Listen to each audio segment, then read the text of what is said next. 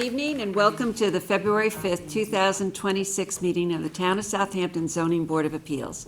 This meeting is being held live and also via video conferencing on the town's website. For those of you online who wish to view tonight's meeting live only and not participate, please don't join the Zoom meeting. If you're having difficulties accessing the hearing in either case, visit the town clerk's meeting portal and click on the instructions link. With that, I'd ask you to join me in the Pledge of Allegiance. I pledge allegiance to the flag of the United States of America and to the republic for which it stands, one nation, under God, indivisible, with liberty and justice for all. If you're here with us tonight in person, please silence your cell phones and refrain from speaking to one another as it interferes with the recording of our proceedings. In case of an emergency evacuation, please exit through the rear doors of this room to one of the staircases across the hall and continue downstairs and out through the main entrance. Do not attempt to use the elevators during an emergency evacuation. In case of a medical emergency, the automated external defibrillator and first aid kit are both located in the hallway on this floor opposite the elevator. Restrooms are located across the hall from this room. Tonight, Board Member Julie Kane is participating via Zoom. Board Member Helen Burgess is absent. A reminder that applicants, agents, and members of the public speaking other than attorneys will be sworn in, will state their address for the record, and will offer their testimony as it relates to the application before the board. In order to consider properly every application before us tonight, individuals commenting on a particular application have a time limit of 3 minutes.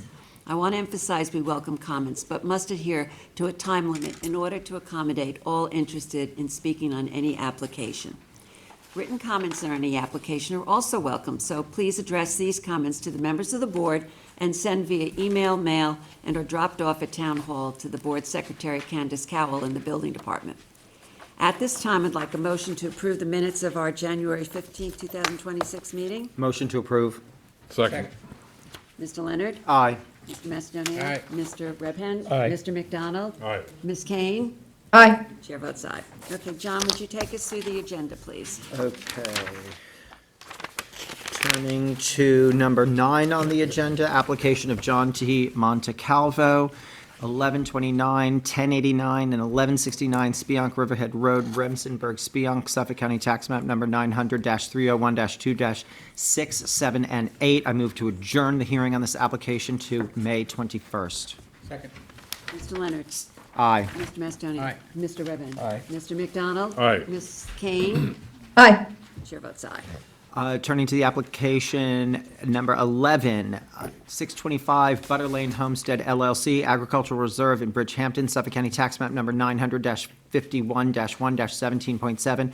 I move to adjourn the hearing on this application for a final adjournment to April 16th.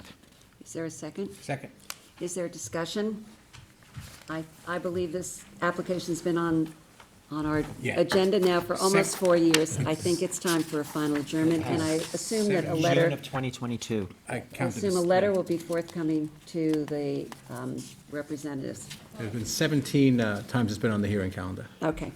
Okay, so let's vote. Mr. Leonard? Aye. Mr. Macedonia? Aye. Mr. Redpen? Aye. Mr. McDonald? Aye. Ms. Kane? Aye. Chair votes aye. Turning to the decision agenda, the decision in the application of Bart Caffarella, 17 Dock Road, Remsenburg, Suffolk County Tax Map Number 900-366-1-10. I move to adjourn the decision on this application to February 19th. Second. Mr. Leonard? Aye. Ms. Macedonia? Aye. Mr. Redpen? Aye. Mr. McDonald? Aye. Ms. Kane? Aye. Chair votes aye.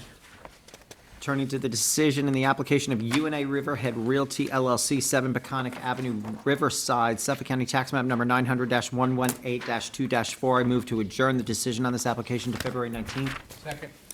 Mr. Leonard? Aye. Mr. Macedonia? Aye. Mr. Redpen? Aye. Mr. McDonald? Aye. Ms. Kane? Aye. Chair votes aye. Okay, turning to the top of the agenda, number 1 on the agenda, application of Donna Regan, 26 Foster Crossing, East Quogue, Suffolk County Tax Map Number 900-341-1-24. Applicant requests relief from the following provisions of the Town Code. 1, Section 330-11, Residence Districts Table of Dimensional Regulations for an accessory distance from front lot line setback of 21 feet 8.5 inches where 50 feet is required for a proposed accessory building pool house. 2, Section 330-76D, placement of accessory building structures and uses in all districts, and Section 330-83C yards, to allow the proposed pool house to be located within the required front yard for the principal building. 3, Section 330-11 for an accessory distance from front lot line setback of 41 feet 7 inches where 50 feet is required for a proposed in-ground swimming pool. And 4, Section 330-76D and 330-83C to allow the proposed in-ground swimming pool to be located within the minimum required front and side yard for the principal building and any other relief necessary. Board has jurisdiction. Hi, Heather, do you want to just introduce yourself? Sure. Heather Wright for the applicant, Donna Regan. I'm here today with Ms. Regan, and my office address is 48H Main Street, West Hampton Beach. Okay, are you an attorney? Let me swear you in. Do you swear to tell the truth, the whole truth, and nothing but the truth? Please state your name and address. Donna Regan, 26 Foster Crossing, East Quad, New York. Okay, Donna. Heather, do you want to start us off on this application? Sure. So this application is for the property at 26 Foster Crossing. My clients own the property since 2022. It's in the R20 zoning district, which requires a lot area of 20,000 square feet. Now, I'm sure you can see from the survey that this lot has a number of challenges associated with it. First, it has a lot area of 16,358 square feet. It has a one-story single-family dwelling that's centered on the lot that faces Foster Crossing, but actually the front yard by code is Jackson Avenue. But Jackson Avenue here functions as the side yard essentially in terms of how the house is positioned and how the property is being used. It's because it's a corner lot. The septic system servicing the home is located to the north at the rear of the lot, and I have for the board that I could put into the record a copy of the location of the septic system. That would be helpful. New technologies, We gotta give Candace clean water a copy. septic systems. Yeah, that's a right. I'll give her. Yes. There you go.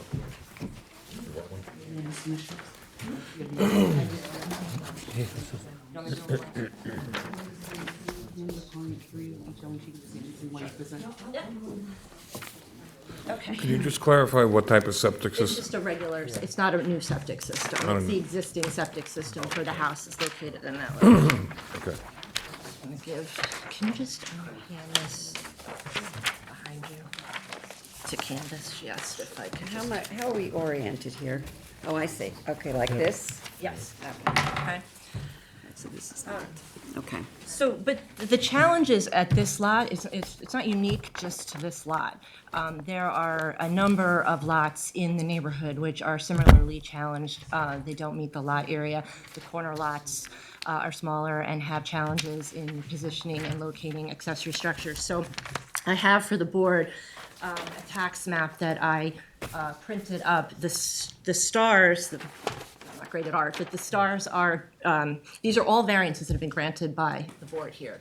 And the ones with circles around them are variances that were granted by this board for pools and accessory structures similar to what the applicant is looking to do here. And I have Those copies. dated? They When the- are. When the variances were granted? Yep, and I have copies of five of those variances for the board here, separated with a summary on top and then the decision behind it. So if you want to. I think I have to go, You need to go to Candace I did. first. She has Oh, them. she has them? Susan, you need them? Katie, them or no? Heather, just one second. I need 2 more copies of your submission for the 2 people that are not here. Do you have enough? I should have enough in the. Okay. Did John get one? I'm giving John And then I need 2 for Candace. one for me, there's one more. Thank you. And did you give us that map as well? Yeah, one more for Katie. Got it. Sorry, I'm not doing this right. I'm sorry. Oh, should I be passing these down? I think so, I'm sorry. Next time I'll just make one packet and do it that way. That would be helpful. All good. All right, we don't have enough. Thank you. Kevin, you got one? We just share already. It's- So in the decisions, I mean, you can read them yourselves, but the point being is that there are lots in this area that are undersized and similar to this lot here, and pools are pools and accessory structures are common and in keeping with the character of the neighborhood here. And in one decision, the board, looked at the fact that there was adequate screening for, on a corner lot for the pool and for, in that case, a pergola. And they acknowledged in the decision that the front yard, as defined by code, was actually functioning as a side yard. Which road did you say was functioning as the front yard? So the front yard, Jackson or Forest? well, Jackson. Jackson Avenue is the front yard but by it code, but functions it as a- functions as a side yard. And Foster Crossing is where the house is facing. Are they both, Foster's the front too. Foster's the front too, but the house faces Foster. But for purposes of the code, the front yard would be Jackson, the rear yard would be. they have two front North. yards? Yeah. It's two front yards, it's not. Two front yards. Yes, it's two front But yards. you keep on saying for the purposes of zoning, it's Foster's the front and Jackson's the front, Yeah, yes. they're both front yards. I mean, whether you think that one Yeah, should they be both are a side subject to the yard, but it setback. is Setback, the front definitely yard. A front yard a setback. front yard, yes. Correct. Right, Functions. yes, I get it. Okay. And you can see by the aerial, by the photographs that I've taken, it's fully Very well screened here. screened off. Very well screened, so it's not gonna be visible from the street. Where is that screening? That screening is right on Jackson Avenue. Is it also along the property Yes. line? It is. Yeah, You the can last see was that. clean. And it goes, It's This a is- short privet, though. it's probably like five, It's six- actually very tall, like if you 5 look feet, at at it. least 5 feet. Well, the one that he's got is And cut. that's the screening on which Years ago, road? too. This Foster? was taken 2 days ago. Oh, okay, all right, This photo was 2 years ago, so it's fine. okay. Yeah. What is that, arborvitae? Yes. Yeah, you've added arborvitae, because this had just a That privet was the hedge. hedge, yeah. Privet's gone, the arborvitae's in. That you're showing us? Which road is that, Jackson? So, yeah, that's Jackson. You can't rely on anything anymore. Anthony can bring up the current one. So there really is no feasible alternative to locate the proposed pool and pool house other than where we're proposing to place it, given the constraints of the lot. But like I said, there's going to be there is substantial screening, so it's not going to be visible from the street at all. And again, we would argue it's not substantial in light of the hardships associated with having two front yards, being a corner lot, being undersized. It's not going to have any negative environmental impact because it's obviously going to meet all required codes here once constructed. What's the height of the pool house? Roughly, I don't need it by the inch. but- Have the elevation. I submitted the elevations.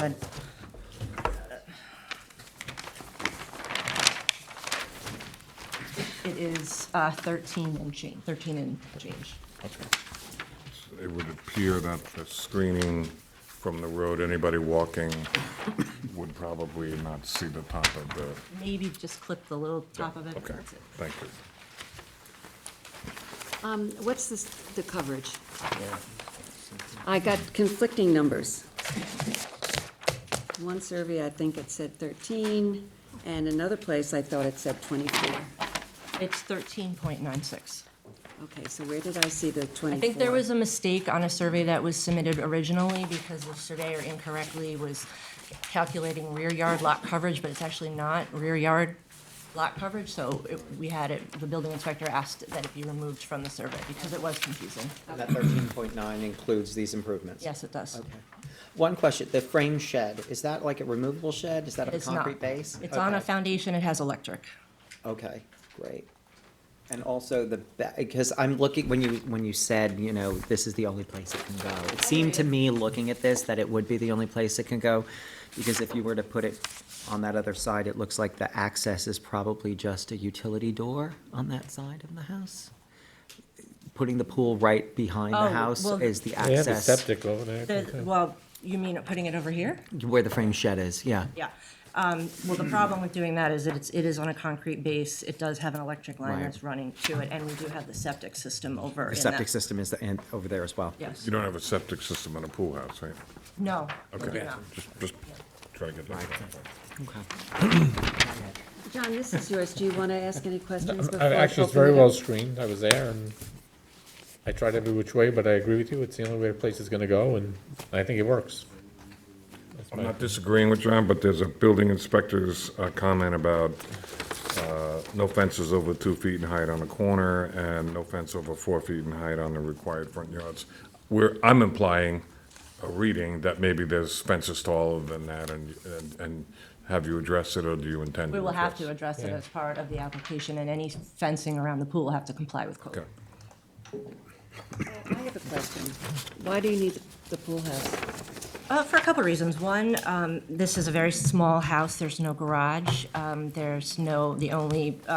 So the pool house would serve sort of a little bit of storage, but also some shade coverage from the elements outside. There really is nothing, there's really no other structure outside to provide that kind of And you coverage. couldn't put it up by where the frame shed is? And with not removing the frame shed, but locating a pool house up there?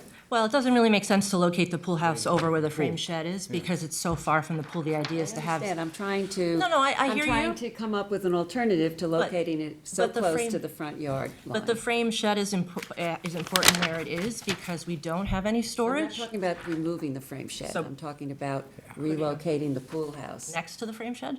up in that area. I'm just asking. no. No, but it's way away from the pool then. You're gonna All walk right, so. 30, 40 feet. So to get to my the pool question house. is, why do you need a pool house? And could it be relocated? That's my No, question. it can't be relocated, and we need a pool house for the reasons that I articulated. It's what is it? And it's It's very relatively small. Property, all right? It's small. What was that, John?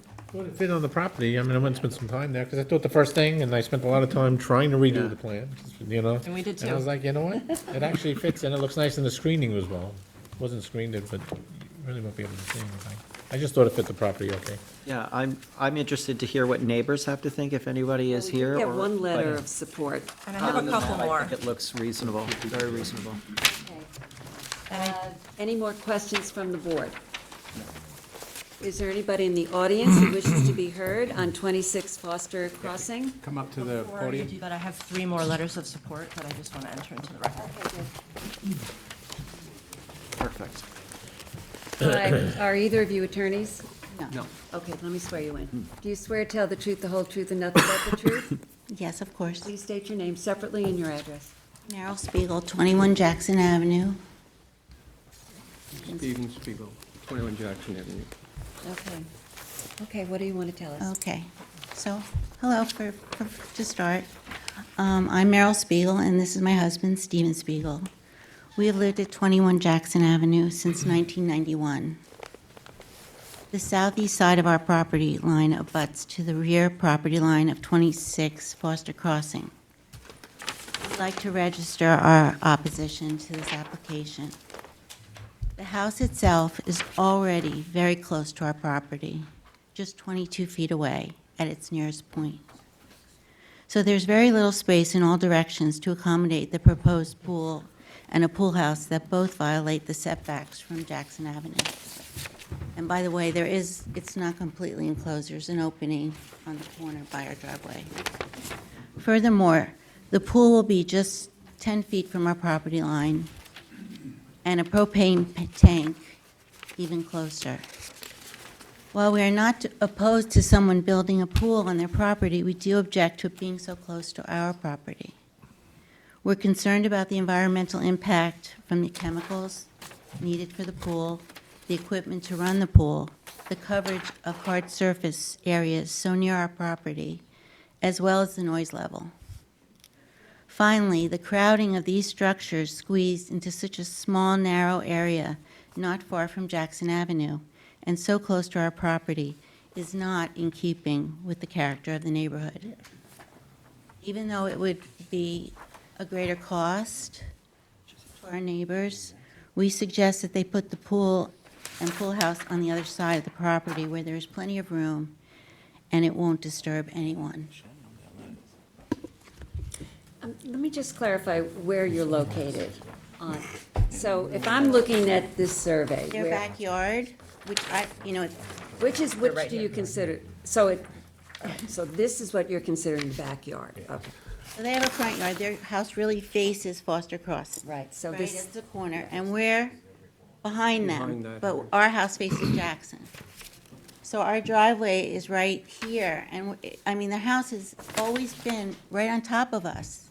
And so to put all this stuff in between our two houses, How far is we your feel house from very- your property line? How far is your house from your property line? oh, I don't know. It's about the same. I don't know. That's our distance. About 20? Is that second driveway still in there? No, it's fenced off don't now, and it's know. going to be closed up as part. Closed in? It's open now. If we were question to granted ask. the pool, we would use that for the construction. Yeah, I think I looked it Yeah, up. it's not that far. 10 And feet is the it's setback for always been an accessories. issue, and, you know, we've lived there for 35 years. It just feels really unfair. There appears to be some thick vegetation between the two homes. Do you know how deep that is? You telling me? Anyone, you both live there, so. How wide it How is? deep, Yeah, there yeah, used to how be a deep bunch that of there's Tall trees. There's tall trees and small shrub and, I mean, it's about, if you can see it from here, it's probably like, they're mature arborvitae, what, 4 feet, 5 feet? that's gotta be easily 10 feet. And the propane tank, is there any reason why it has to be on that side? I also don't see where all the equipment is gonna be. So for the we pool. can put the equipment, we can relocate the equipment if that's a problem to either inside the pool house or on another area. I checked with the pool company, the pool guy on that, so we can relocate the pool equipment if that's a problem. That opening, like I said, I just want to put it on the record, will be closed off if we're allowed to have the pool and construction. That would be the construction entrance until it was completed. Possible to put the propane in ground? Yes. That would be the plan. Yeah. That is the plan. I think And it's preferable put to it on put the the other pool side. equipment inside the house if possible. Yep. Because it will provide a noise barrier. that's fair. And I just want to also put on the record that the accessory setback is 10 feet. So regardless of where this pool is located, it's going to be 10 feet Yeah, from it's the legal. property line. So that's, what she was saying is basically, Right. excuse me, the allowable setback for the pool is 10 feet. No, I know, but it just seems, it's such a narrow space, and it's already violating from Jackson Avenue, so it's gonna all be in this very small area. And, Right. I mean, But what if we're it's an really, existing septic system, I don't see why they can't move it, maybe update it, because you have to do that sometimes anyway. So, you know, that's what I'm suggesting, and it just seems, you know, just not right for us at all. Yeah, I would like to hear from the applicant about why updating septic and adjusting things in the manner that the neighbor is speaking of doesn't work for you. Well, I mean, resources are not, not everybody can afford to, pay the cost to relocate a septic system and. There's a grant program for septic system understand that. replacements, okay. I I know, understand but that. I don't think that should be made a condition of zoning applications. I know we talk about it often, but I don't think one has anything to do with the other. I agree. Just cannot be happening. Well, it may not, except for these people are asking for a variance. And But it's there's Asking them to there's an upgrade second. objection from Right. a neighbor. And so I think it's something we ought to take into account, because it's also true that not everybody gets to have a pool. Well, I would say that the character of the neighborhood here is that most of the homeowners in the neighborhood do have a pool, and there have been many variances granted by this board for situations very similar to this because of the constraints of the lot to allow the pool and the accessory structure on the property. So I think it would be out of character of the neighborhood for the board to deny it simply because not everybody gets a pool. I hear what you're saying, ma'am, and I'm sorry I'm not in the room. It would help me understand more, but I just think if you're asking for a not insignificant set of variances, and there might be another option, and there is a grant program to support the funding of that option, it's something you at least ought to take into account, as far as I'm concerned. I'm only one vote. I also think it's worth noting that the objection by the neighbor is the proximity of the pool to the property line, which would, again, be 10 feet regardless of where you're located what on would the the lot. setback be from the front, from the rear yard? Well, let me On just this, look that up. Rear yard accessory 10 for, feet. 10 feet. It's just 10 10 feet. feet. It's gonna be 10 feet no matter where you put it. Yeah. yep, it's 10 That's feet. 10 feet. So, Well, no, it's the front yard is what creates the problem. Yeah. Right. Front yard's 50 feet. Yeah, yeah. but it's the side yard also. Is this something- They meet the I'm variance sorry. on the side yard. or whatever, rear yard, side yard, If whatever this that were- line is. If this were not a front yard, we meet the setback for the side yard. Correct. And I think the thing that we have to bear in mind is there is no variance needed for the distance to the lot line with the contiguous neighbor. That's not only the only issue. Well, just a moment, ma'am, I'm not finished speaking. Okay. That variance is not required. The variance that's required is from the front yard. And so to me, the calculus should be what is the burden to putting it on the front yard, putting it so close to the front yard, and that is generally the way that it looks, how it changes the look and the character of the community, whether it is overbearing where it's located, and given what we've seen in terms of foliage and screening, I'm not sure that it makes sense to be concerning ourselves too much with what's going on with the contiguous neighbor.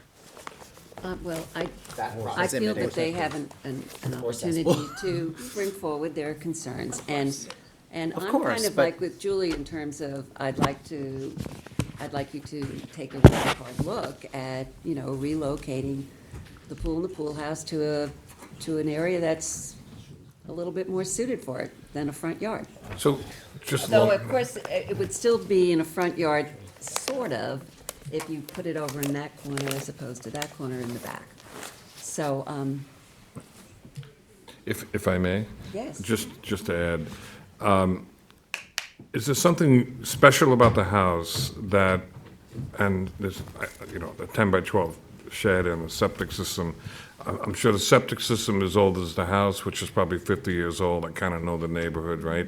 So the useful life of that is probably weeks left Exactly. or not long? Exactly. I mean, I don't know how long, I don't know how old it is. all right, but we don't need to We get don't, we into don't, that. Yeah. The point I'm getting at is there something special about the place you're proposing it versus the side that would make any of either the pool or the shed tolerably locatable in that area?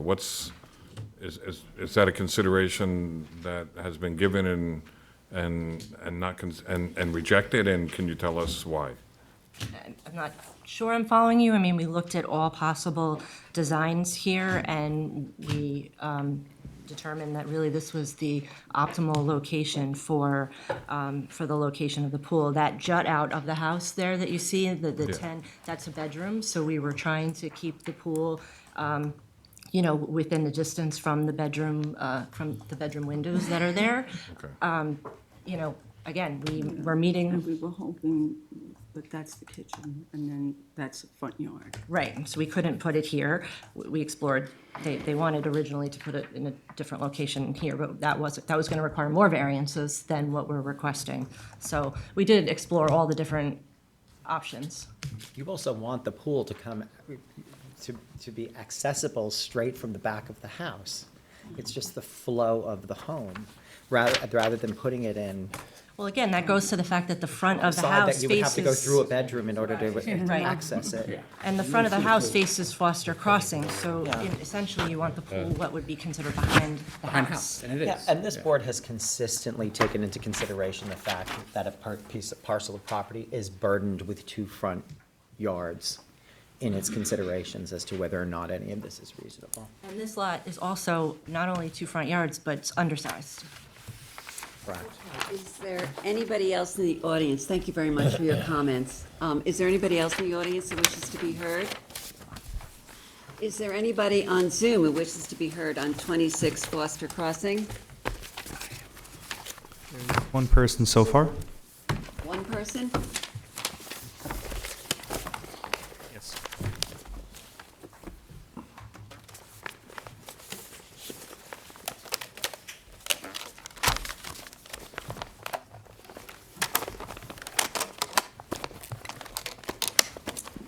Oh, hi. Are you an attorney? It's all, you're talking to me now? Yes, I am. Yes, I am not an attorney. All right, let me swear you in. Do you swear to tell the truth, the whole truth, and nothing but the truth? I do. Please state your name and address. Edward Salzberg, 16 Jackson Avenue, East Quogue, New York. Okay, Ed, tell us what your comments are. Just want to express my concern. I'm about 2 doors down, about 100 feet from the property that's under discussion.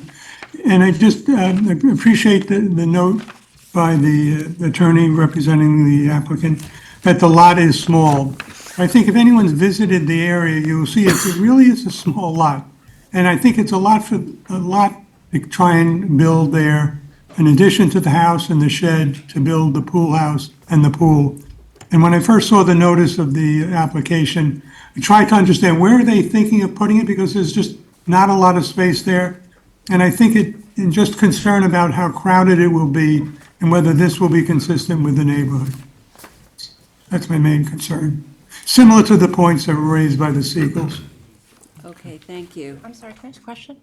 Yes, go ahead. What was the property address that he? 16 Jackson. I believe 16 Jackson Avenue, in July of 2017, was granted a variance from Section 330-83C to allow a pool to be located within the required minimum and total side yard of the principal building and a rear yard setback of 14.7, when 29 feet was required for a screened porch. Was that your variance, sir? Yes, that sounds consistent. I don't recall the exact numbers, but it sounds consistent.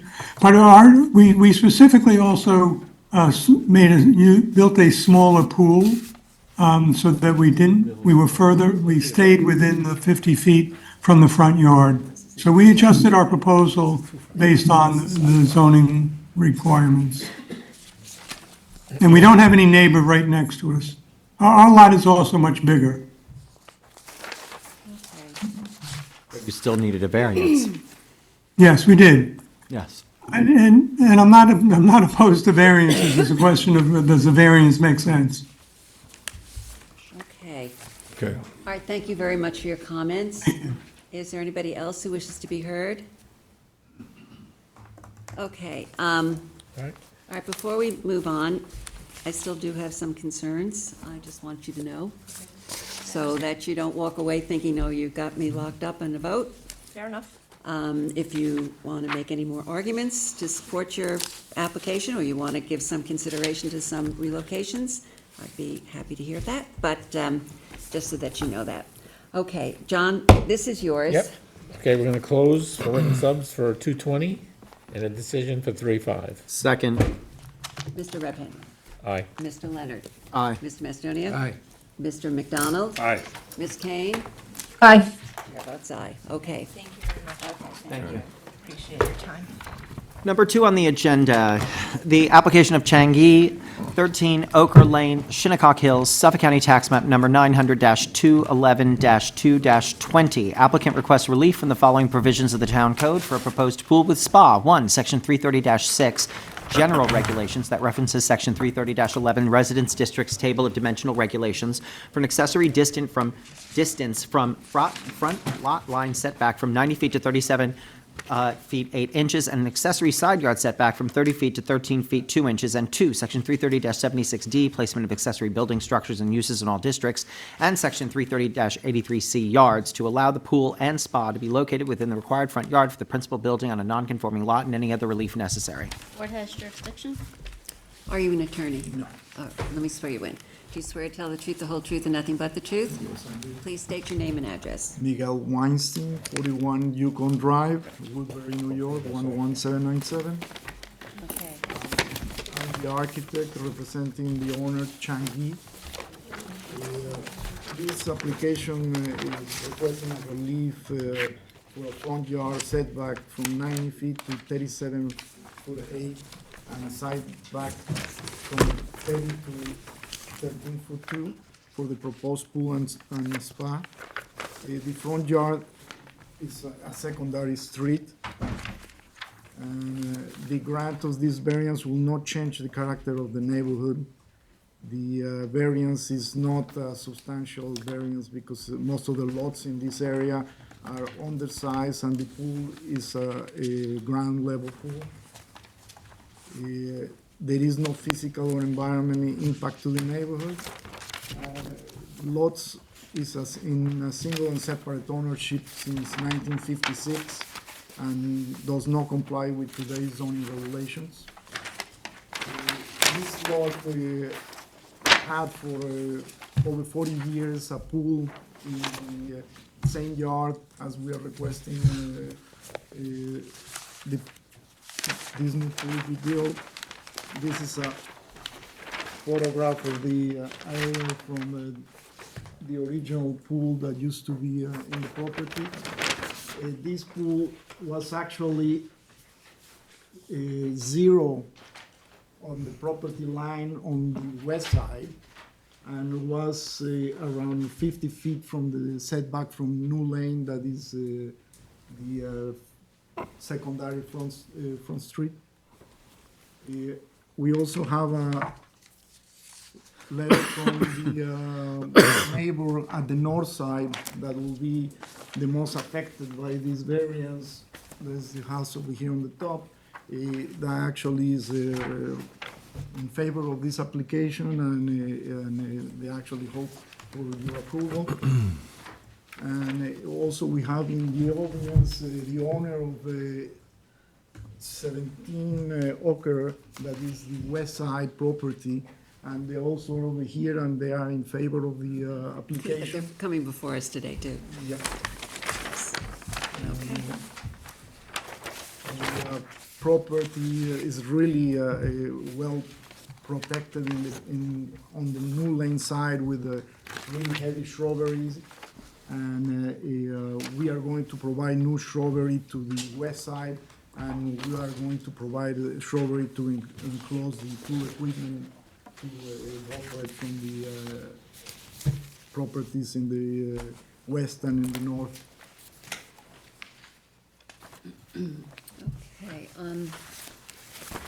Okay, let me just see what you're requiring.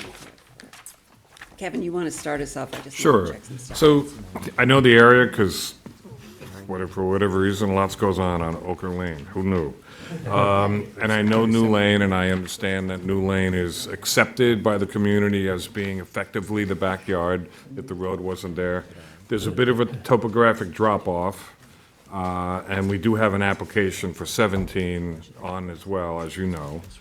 So the only thing that struck me was, if you turned this sort of kidney-shaped pool a little bit this way and pulled it a little closer to the house, you have your setbacks from your side yard and New Lane are increased. And to the untrained eye, I see some space. Help me understand why that can't be done. The owners used to have the house with some space to have some tables and chairs and so on before they had the pool. Okay. So that's one of the reasons they still want to have something before so they don't basically open the door and kind of you fall into the pool. Oh, I'm not saying pull it all the way up to the house, but could you consider I was thinking they should. moving it a little bit? I'm sorry? I was thinking they should. Well, there you go. So there's a That range is of all usable opinions. space. Is there any feature in that usable space next to the house that would prevent you putting the pool there? Well, actually we have already a concrete pool over there for a terrace that it was going to be to put a But is there table. anything like septic? Is there any feature that would prevent you from being able to do that without large expense? No. Up to the, It's just a choice at this point. yeah, up to, The photo shows nothing. yeah, could be pushed I forward. don't know what's underground. I don't think it's going to make any difference if it's another 10 feet this way or where it is, but if that is. I'll tell you why it consideration- would, because we have another application on that we granted 62.3 feet not too long ago. And that was a heavily negotiated variance that we granted. And so we take seriously the front yard setback in a situation like this. And New Lane, even though it is a private road, is a front yard. Still considered front yard. Still considered front yard. So, and we, set precedents. So to me, I think along with Mr. McDonald, Continue, you're doing well. are thinking that For me, it's a no-go to grant you 37.8 feet on this, to give you that much relief off of 90 Well, feet. especially that you have the room, And you right? have the room, and there's nothing preventing, if there's a concrete slab there, that can always be pulled up. It's part of construction, and I don't imagine that that's going to be an inordinate cost. If it was the finest tree in the town of Southampton, and it was 600-year-old tree, and it had a 6-foot diameter and girth, and you said you wanted to make sure that tree stayed, we'd understand that. But it doesn't look it. So, to cut to the chase, move it a little. Won't be Move it a no lot. problem, so that 10 feet will be enough? or Can't tell you. Yeah. No, but it's- Look, I'd like to see it as close to the house as possible. I'd like to see look, I want to grant, when I sit here, the minimal relief possible. Which is the law. Yes. That's what I want to grant, the minimum that's required in order to help you do what your client wants. I mean, Okay, I I'm just, not sitting here saying you shouldn't have a pool, but I'd like to see it much closer to the house. this is a narrow lot. It's a through lot. Right. So that's always raises particular challenges. This is not a corner lot like we were just talking about, but this is a through lot. So these are all challenges. In this case, there seems to be some option, perhaps lessen the variance required. And I think that you're hearing from some of the board members that it would be helpful for you to come to reconsider and come back with some ideas about how to do that, how to accomplish that.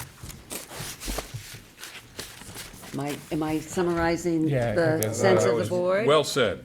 Yes. Julie, Julie, do you have any comments? No, in this everything case, they that's have been said options. makes sense to me.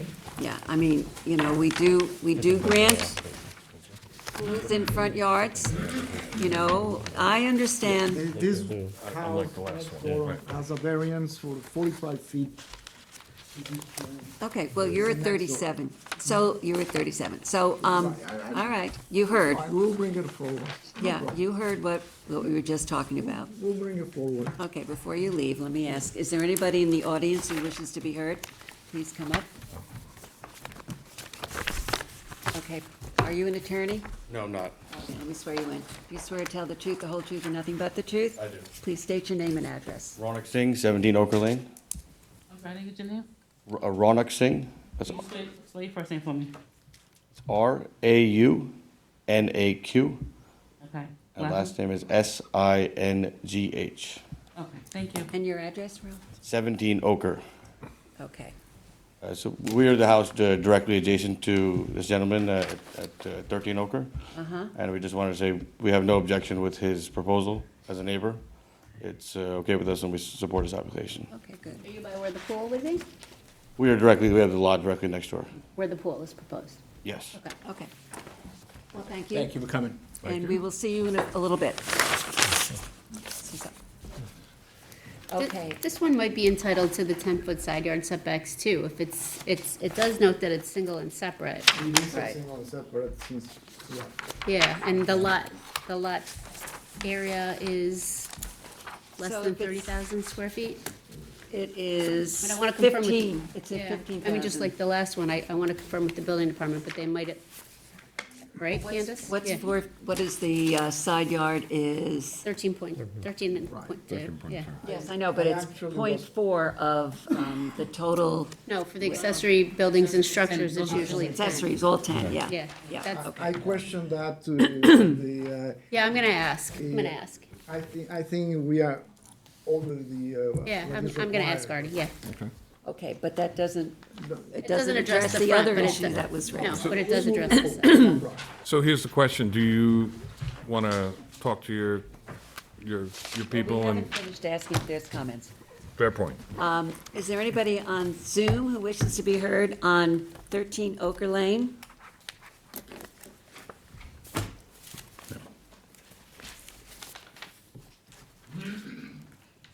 No? Peter, anybody? No one. Okay. Okay, go ahead, Kevin, did you want to say something? You'll correct me if I don't do it right, but it is, how much time would you like to confer back with your client and come back with something? They will do whatever I say. So Okay. we'll move in the pool, we'll move the pool. Do Okay, you but we pro- want to see where it ends up. I mean, we'd like to see it. No, I have to redraw it and I will send it this week, yes. We're asking, how long do you need? Our next meeting is February 19th, then we have March 5th, which would be better for you to come back on. March 5th? March 5th, okay. So let's adjourn the application of Chang Ji to March 5th.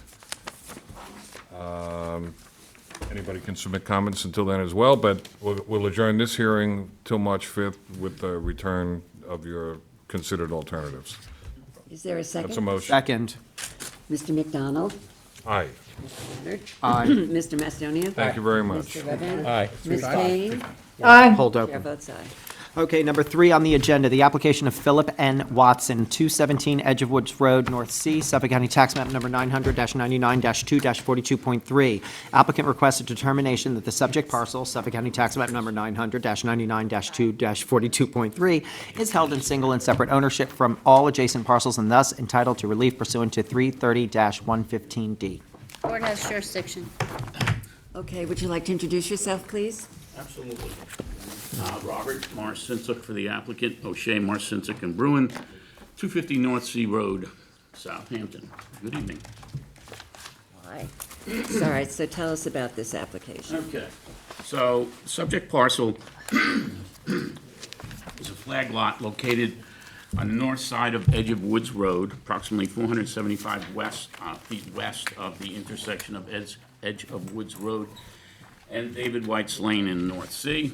The applicant is here to request a single and separate determination that the subject property, which is comprised of 145,642 square feet and located in a CR 200 zoning district, which therefore does not comply in this non-conforming as to lot area, was always considered to be a pre-existing non-conforming single and separate parcel despite a period of time when the parcel was held in common ownership with an adjacent parcel which is located to the east and south of the subject. Excuse me, sorry.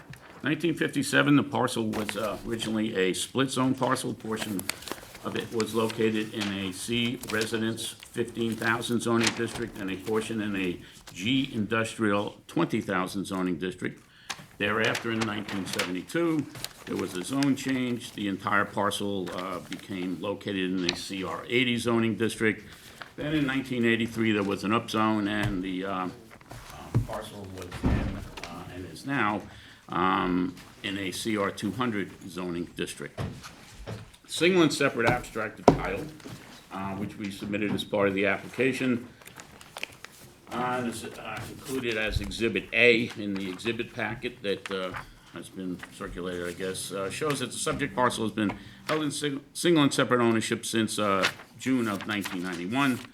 The parcel, which is at issue with regard to the single and separate search and was held in common ownership with the subject parcel for a period of time, is parcel to the south and east that is located at and known as 225 Edge of Woods Road. This parcel and the subject parcel were both owned by William and Constance Schwenk, his wife, from 1959 until 1991, when the subject parcel was conveyed to Ralph Schwenk. However, even though it was held in common ownership, the subject parcel was always considered to be a separate lot. I've included as Exhibit B aerial photographs from 1976, 84, and 76, which show that while the property at 225 Edge of Woods Road was developed, the subject parcel was not improved with any structures and was never utilized in connection with the structures on 225 Edge of Woods Road. Further evidence is shown by an application for a pre-existing certificate of occupancy for the 225 Edge of Woods Road parcel. In 2011, the estate of William Schwenk submitted an application for a pre-existing CO to the town. Lynn Russell, the daughter of William Schwenk and the executrix of the estate, submitted an affidavit in connection with the application, along with a survey for 225 Edge of Woods Road.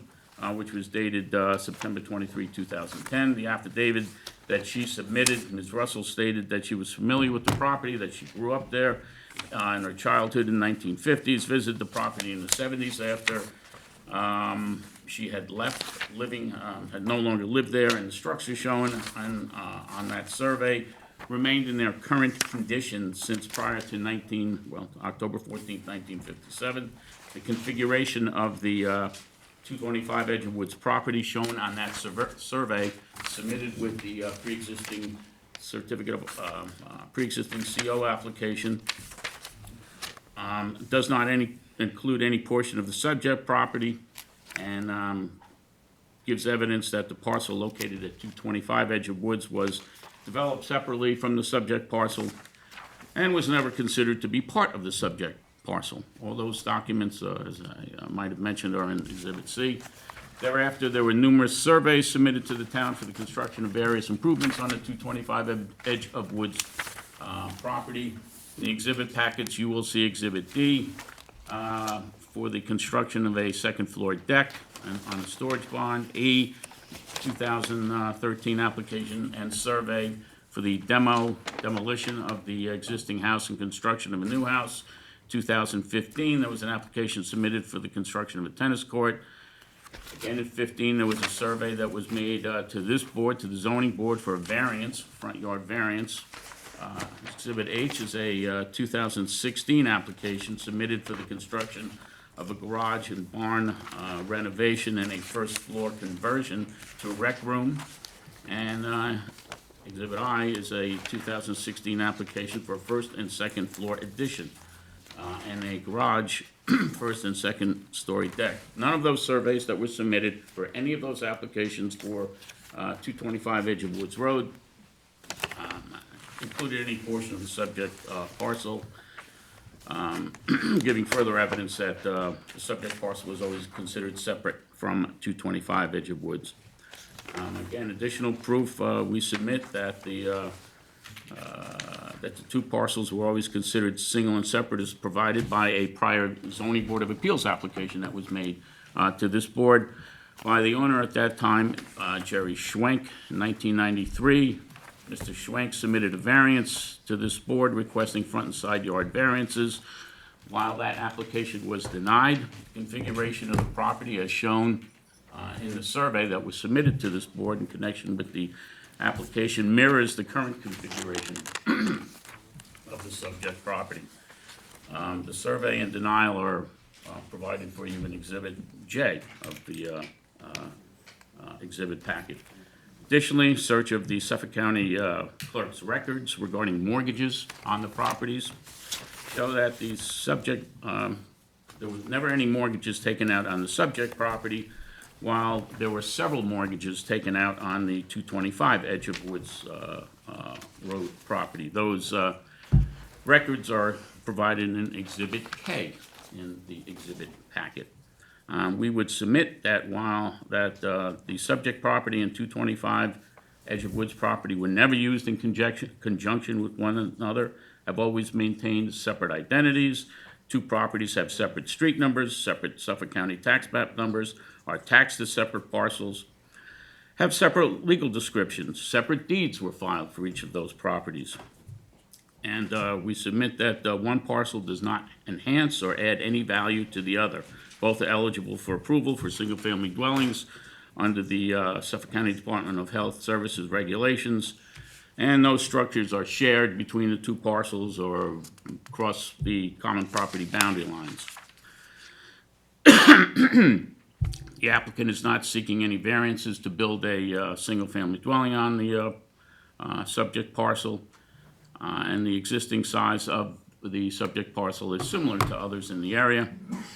Lastly, we submit that the fact that two lots at some point have shared a common lot line has been consistently held by New York courts to be insufficient to establish a merger when other factors indicate that no merger occurred, and we would submit that there is evidence, clear and convincing evidence that to establish that any merger was excuse me, that any merger was not done with a view to have the subject parcel and the 225 Edge of Woods Road parcel to be in common, I should say, to be utilized as one parcel. Therefore, we respectfully request that this board find that the subject parcel is a single and separate parcel under the zoning code. Sorry about the voice. That's okay. Did you have any tax records? Did they get separate tax bills? Separate tax bills? Yes, Do you have those? Because that's one of the main things that we look to, in addition to the mortgage and the common use of structures, et cetera. Right.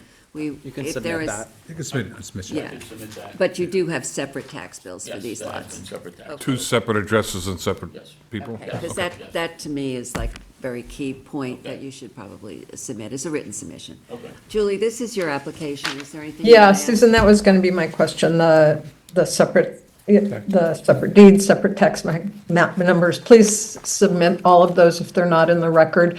I mean, I do appreciate your very thorough presentation and going through the elements of the requirement to establish single and separate. Okay, Will do. I just have one question. yeah, go ahead.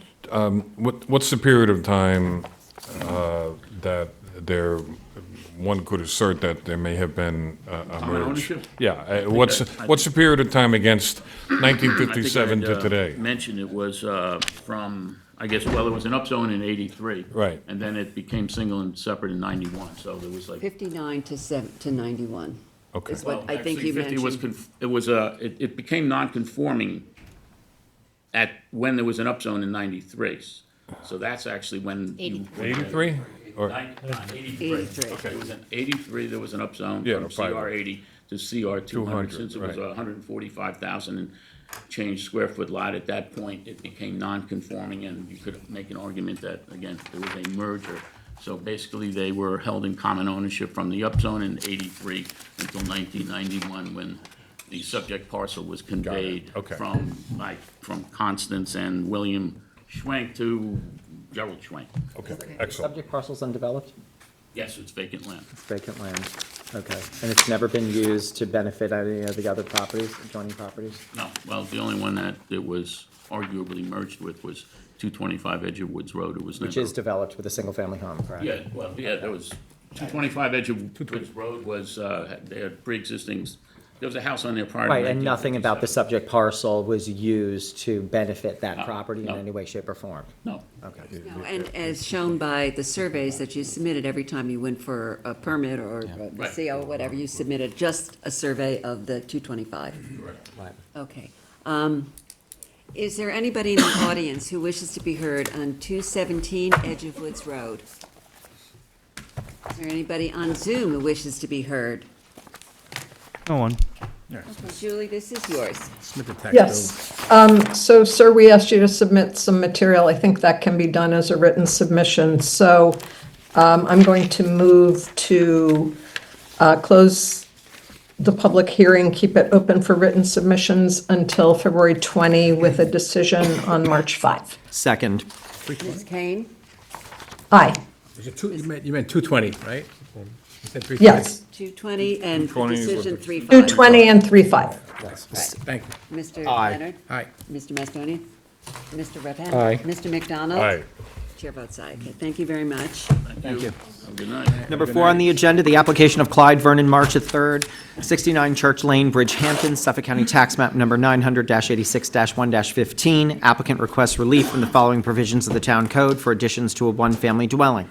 1, Section 330-6, General Regulations that references Section 330-11, Residence Districts Table of Dimensional Regulations for a principal rear yard setback from 60 feet to 13.2 feet. 2, Section 330-115C, Continuance for a principal minimum side yard setback from 5 feet to 1.7 feet. And 3, Section 330-84D, Pyramid Law for a sky plane encroachment of 200 cubic feet and any other relief necessary. Court has jurisdiction. Let me swear you in. Do you swear to tell the truth, the whole truth, and nothing but the truth? I do. Please state your name and Peter address. Cook, Architect, 688 Montauk Highway, Watermill. Peter, you want to tell us about this application? Yeah, I know the letter was submitted by the owner, which I could read that because it actually tells the story. He writes, "I have lived at 69 Church Lane in Bridgehampton since 2015. The house is a mid-19th century, 5-bay, 2-story frame house with 2 outbuildings. One is a garage and the other is currently a pool house with an attached patio. My husband and I love this house. We are in our mid to late 60s and want to be able to age in place. Accordingly, we are looking to be proactive in exploring ways that will allow us to stay here as we age. To this end, we engaged architect Peter Cook to help us with the design of the proposed additions and alterations. In the interest of preserving the modest scale of the main house and its presentation to the road, we have dismissed the idea of adding a ground floor bedroom to this existing structure, but to explore utilizing the existing pool house structure with a modest addition to house our future ground floor primary bedroom. Our hope is to link the pool house to the main house by adding a predominantly transparent English conservatory sitting room that would serve as a conditioned link between the 2 structures. This suite would allow us to remain at ground level in the event we become unable to manage the stairs to the second floor. Additionally, we seek to add a covered porch to the rear and east side of the house. Work as proposed is intended to be discreet from Church Lane and not to impose on our neighbors. Thank you in advance for your thoughtful consideration. We hope that you look forward to our application, especially Clyde Vernon, Tripp March, and Reverend James W. Irwin Jr. I had a AI rendering done. I don't know if that made it to you guys or not. No. Come on. Do you have that, Candace? All right, Peter. Candace first, please. My comment.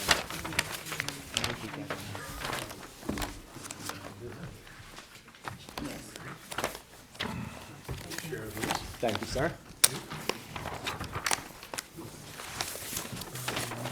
It sort of shows the conservatory by parish conservatories. Is what we're proposing, the length of the existing pool house, which is the 1-story structure on the Thank you. left of the photo. The existing main house is on the right. Another one. Thanks. So the house, as he says in his letter, is a modest house. It's got a dining room, kitchen, and living room on the first floor, so there's no real place for a first floor master to come off of there anyway. And again, he's trying to preserve the presentation of the street, so the goal, the objective for me was to connect the existing pool house to the main house, but in some fashion that's not just a corridor, which we can't do a long corridor anyway. So they chose to do the greenhouse route, which they're going to turn, it's going to be a sitting room, not really a greenhouse, but it does connect from the current kitchen through the greenhouse and then to the back side of the existing pool house, which is where the current bathroom is. So that's where the new bathroom will occur. The other side of the Art studio is considered the pool house? yeah, it's art studio pool house. Okay. There's 3 structures: a garage, the art studio pool house, the main residence, and there's a swimming pool on the property. Currently, the majority of the pool house and the art studio and the main house are already pre-existing non-conforming. So making any kind of connection is going to increase the non-conformity of the main house, and that's what the reason of the variance is. Yeah, this is mine, so I wanted to get clarification first on what the principal rear yard setback is, because when I look at the survey, 60 feet?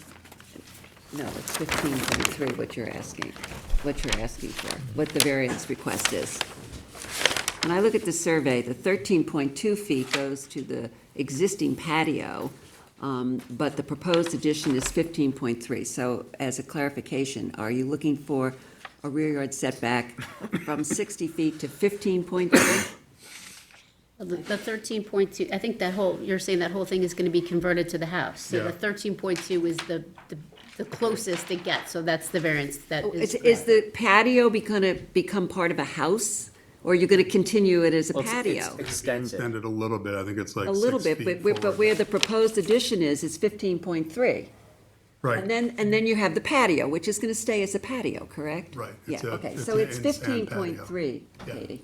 No, but what Katie's 15.3 saying where is 60 that is you go required. by, you issue the variance as to the shortest distance required. And is the patio considered an accessory structure, or is it considered? I think it's part- considered part of the principal addition, the principal dwelling. Okay, because it's in two different places, so I just need a clarification on that point, Yeah, okay? It's bluestone and sand. Yeah, Peter, you should just confirm with the building department, I see what, I'm Susan, saying- I see what Susan is saying, the patio is not covered, it's still an It's not a accessory covered structure where the structure. addition is gonna be part of the principal, so I see what she's saying, but Peter, you should clarify that with the building department. Cause I think the patio is probably an accessory structure, so it doesn't have I to be think so, principal too. setbacks. But, just so in other confirm. words, So it the doesn't go principal with the structure. principal structure, the principal structure being the 15 point, whatever it was, 3. 15.3. So, I mean, I think in your description, you said 15.3, and then in the write-up, it says 13.2. So it just needs clarification, is what I'm saying. So we need to figure out whether the patio that's not covered is considered part of the principal structure, or is it just considered an accessory structure, which is Patio what. that's currently attached to the art Yes, studio the has a ex- trellis over it. It is Has a- trellised. It is covered. Is it over, Trellis is it considered over open the air entire trellis. patio? But it's an open-air trellis. Ivy covered trellis. That wouldn't be considered structure, though, no? Hold on, Candace is My talking. question is the entire patio, does the trellis cover the entire patio? Yes. Okay, so Alright. that's why it's principal, because it has, Okay, all right, because it and is that's covered. considered covered with the trellis, which is an open trellis. It's open air, all covered All right. with wisteria. Okay, so then your application called for 15.3, but I think it should be 13.2, so let's clarify. Oh, it's covered with vines. Okay. Beautiful. Yeah, okay. Okay, sorry, I needed clarification on that point. All right, so it's 13.2.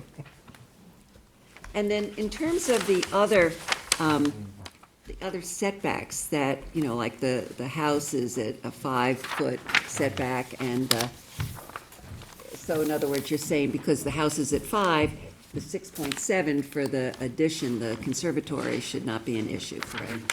think because the Yes. pool house is 1.7, the whole thing is 5 foot, 1.7. which has been granted before, Alright, has but- to go to 1.7 But for the. was there ever a variance submitted for that, or is it just that they got COs? February 3rd of '09, there's a ZBA decision Okay, D12111. and what did that say? I don't have that, I just have it on the C of O list it as approved per that decision. Okay, because I don't think it was in the packet.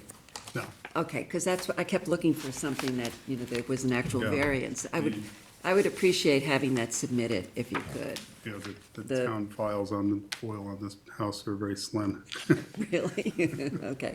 If you can Except for the find most it. recent stuff, If you yeah. can find it, I would appreciate getting us a written submission of that, just for the file. Sure, yeah. Okay. Katie, does this have to go to the historical district landmarks? Pardon me? It's been, Ben? And is it approved? yeah. All right, that also needs to be submitted. We don't have that in the file. Yeah, I was told that they advised you of that, so I will find out. Katie? I'm sorry, what was that, Susan? The landmark, The landmarks. that it's his- an historic district, so the landmark, a certificate of acceptance or whatever it's Okay. called. I So, don't know all what I'm looking for, that's all. right, so we need the landmark certificate as well.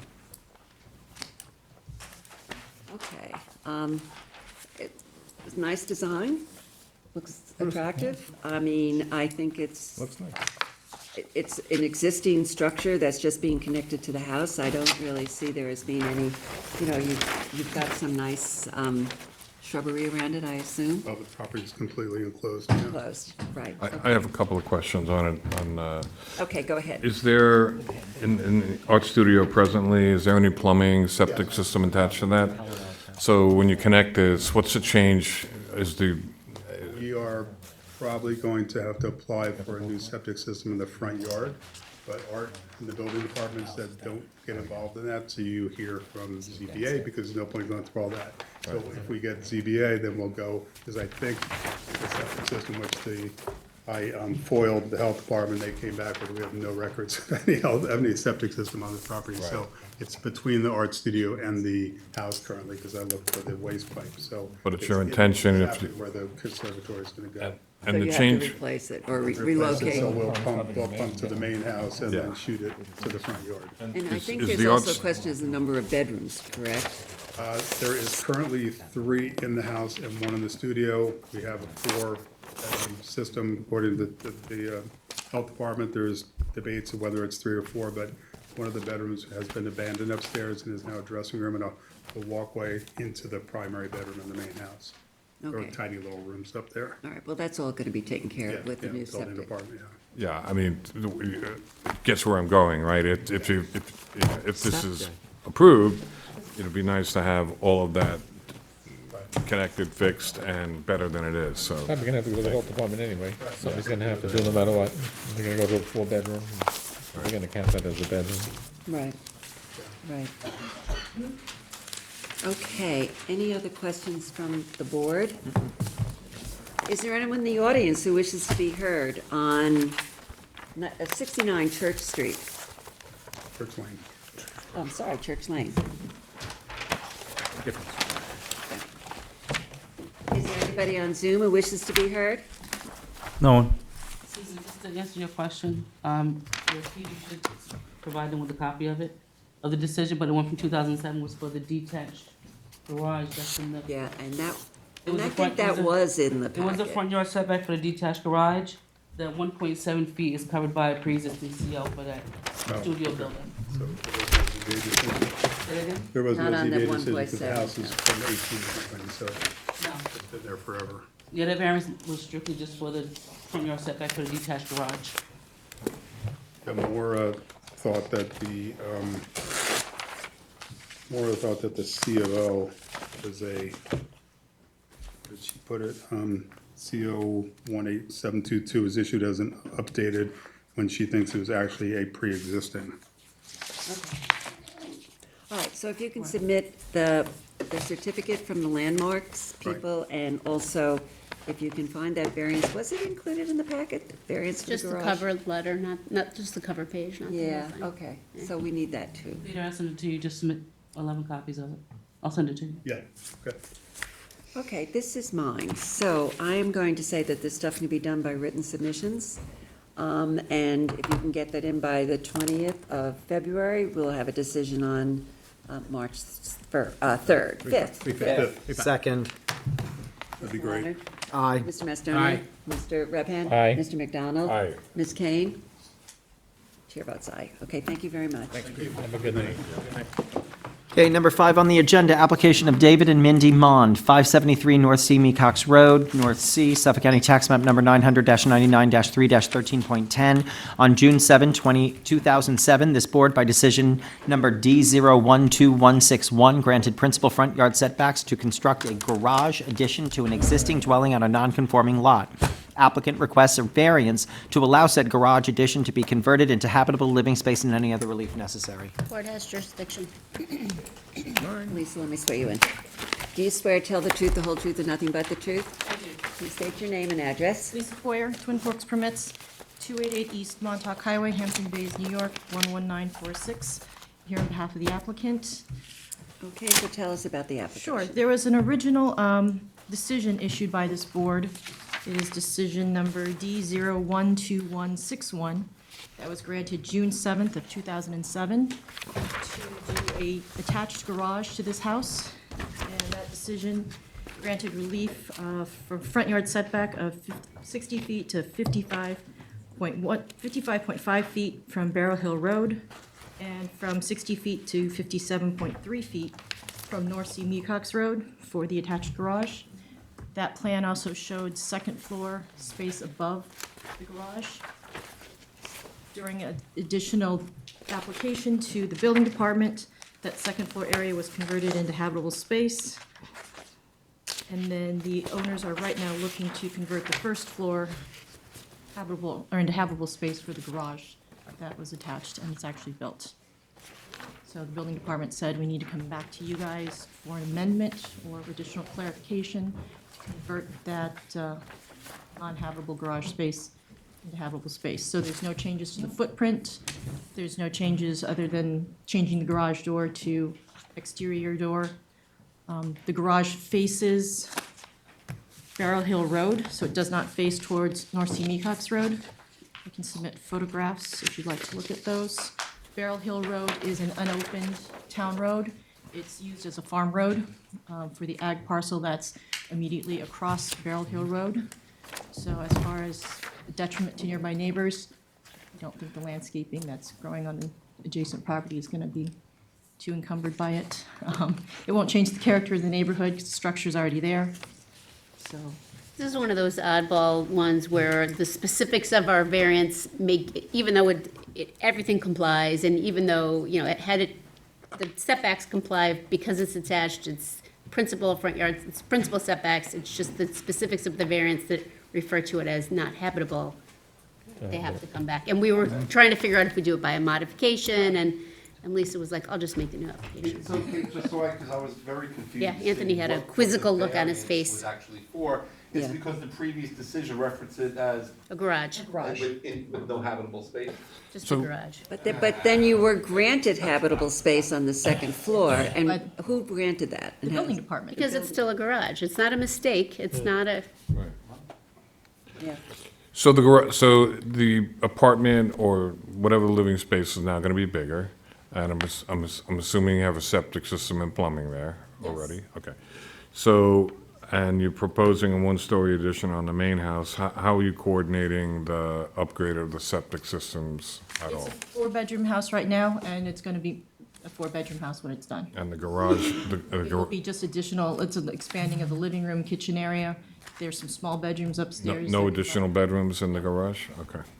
They're combining bedrooms upstairs, you're just reorganizing things. Okay, so you thought that a new application is opposed to a modification? we just didn't know what to do with it, and they were like, it's quicker for me to make the application than for the building department and the town attorney's office to figure out how to process it. Sorry. Okay, We're submitting an application, I guess, for Okay. modification or new. okay. Sounds pretty cut and dry. Is there anybody in the audience who wishes to be heard on 573 North Sea Road? Is there anybody on Zoom who wishes to be heard? No one.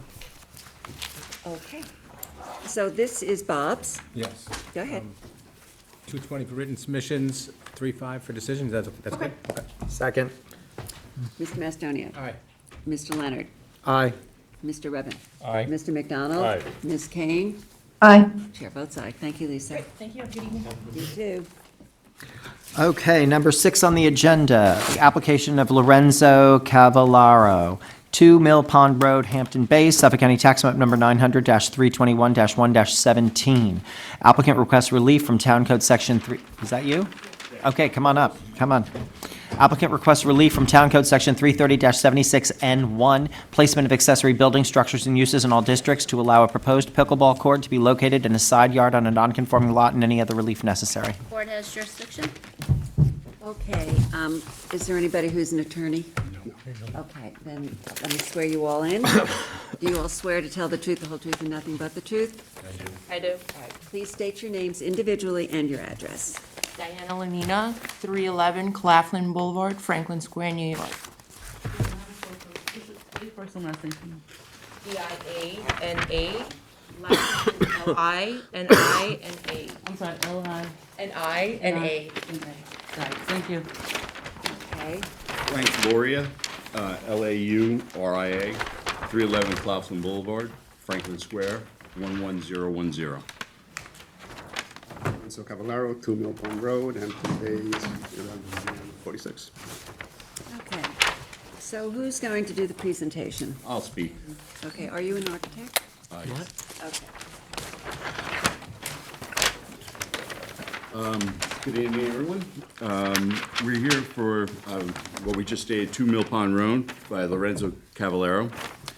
We're asking for relief from Town Code 330-76N1, placement of accessory structure in a side yard. So this variance is to permit the pickleball court, which is only one variance. We don't need a setback variance, we need a variance for side yard placement. It's a single-family recreational improvement designed to comply with all applicable dimensional, environmental, and operational requirements, with the sole exception of yard placement. The yard itself, or the lot itself, presents unique physical conditions that affect layout options.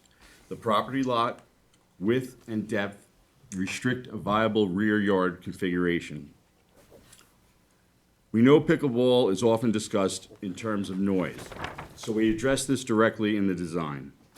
The court is designed to be 4 feet below grade. The court will have sound-absorbing solid barriers on 3 sides, which will be affixed to the fence that surrounds the court. The 4th side of the court will be blocked by the house structure itself. The fence line will have Leland cypress as additional sound barrier and court screening. The court orientation selected was chosen to directly allow the sound to be thrown away from the neighboring dwellings. We also plan to have a 3rd barrier by extending the existing estate fencing and landscaping as needed. The court was designed to be less audible and less visible than a rear yard court.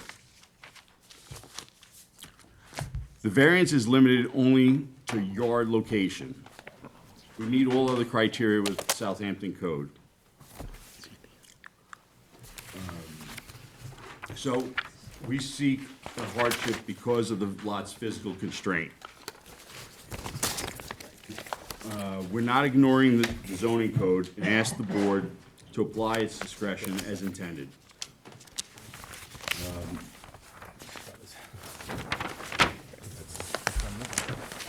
Does anybody want to add to that? You want to I add? would say that location that we are trying to put the pickleball court in, first and foremost, what's done to think about our neighbors and make sure we are as far away from our nearest neighbor as possible. Respectful of the community. Audience, could you just be quiet, because we can't hear them.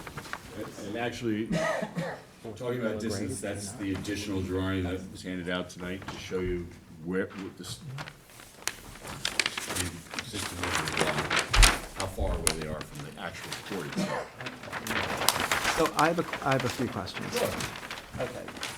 First of all, you have the pickleball court on the survey listed as 30 by 80. Is that the entire pickleball court, or is the pickleball court itself smaller? Oh, the pickleball court itself is smaller. Okay, what are the actual dimensions of the pickleball court? I believe it was 27 by 60. Okay. Now, you said that it's going to be 4 feet below grade. Correct. So that would be sunken, I correct? thought you said 5 feet. Did you say 5 feet? No, 4 feet. You said 4 feet. 4 feet sunken. I know you said It's below grade. With retaining wall around, I assume? Yes. And then, will there be, Chain link fence with sound absorbing material, and then Leland cypress behind the You fence. said it was, the actual pickleball court is 27 by what? 44. 44.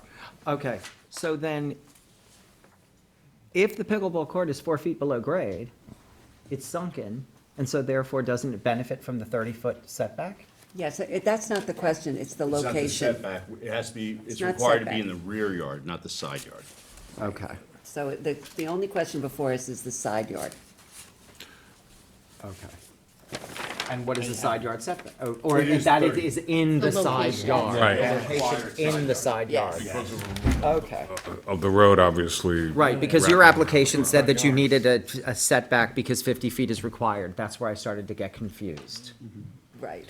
Okay. I was wondering what you think you need here.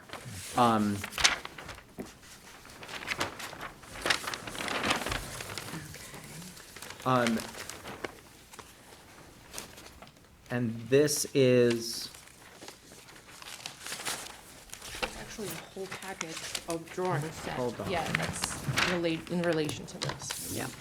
what is mill Your survey, though, is a little confusing, because the road isn't adjacent to your lot. There's an intervening lot. I think there's a distance though showing from the road to the, and the road curves. yes, it is. It's almost a corner lot. No, but there's a lot next to you. That's what I'm saying. This survey says Mill Race is adjacent to the lot, it looks like, but it's not. It's not, no. No, the survey, Or whatever this is, site plan. or- that's the site plan. It's another road. Yeah, the survey Another actually, piece of property. we should have a copy of it, but that's all right. That's the actual survey. That'll show you how far the road is from the lot itself. And there's not a neighbor. two-story frame, It's not a residential lot next So to when it. looking on GIS, we see a tennis court. That's to be removed. That's part of this application, was to demolish the tennis court. Okay, so that tennis court, It will not be in the same. Guys, quiet, quiet. Hold it. you'll all get a chance to speak, please. No speaking out from the audience. The existing court is to be removed, and the new court is to be further to the rear of the property. Is the existing court sunken now? Yeah. Can you speak to nighttime lighting and use of things like that? I don't plan to play at night. Okay. Well, that would be a condition. Yeah, no lighting and certain hours of We have no operation intention or of use. it. Okay, and the property adjacent by where the tennis court is, where the proposed pickleball court Yes. is going to be placed, are there any structures there? The next house I see is 6 Mill Race Road, which is much further down the street. That's correct. Where it reads 150 feet to the east. That's the other house. That's the barn. That's the barn It's a for the community barn. community. It's their So meeting it's not a place. residence. It's not a residence, actually. Is that the community center side? Yes, community center. Yeah. It's a community center. It's a community.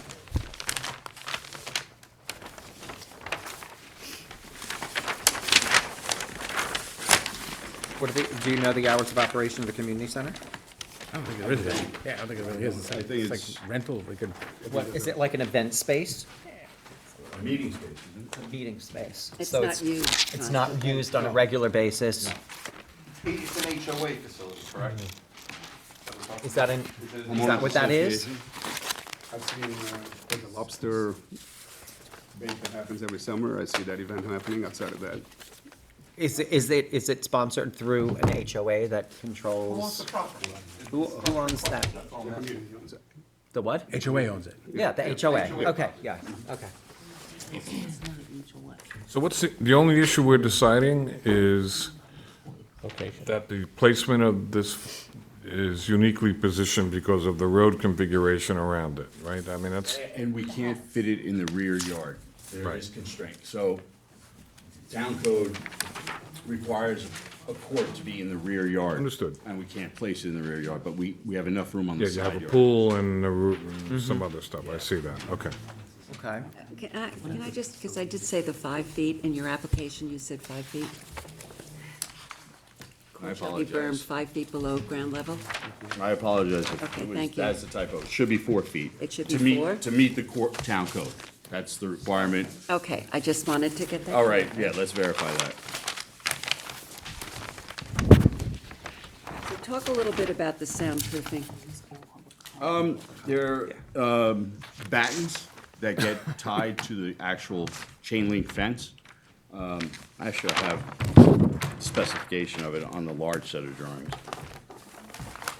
The sheet, I think it's A4.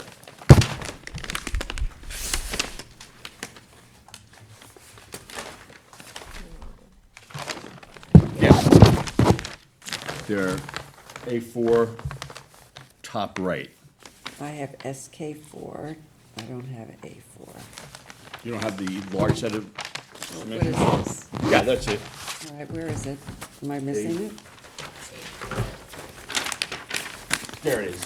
That's it. Okay, okay. Upper right, your hand is actually on the cut sheet or the specifications for the sound attenuation panels. They're specifically designed for pickleball courts and do meet the town requirements.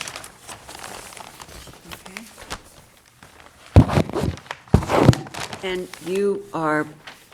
you feel at this point that there is no alternative site that you could consider for placing this that wouldn't put it in the side yard?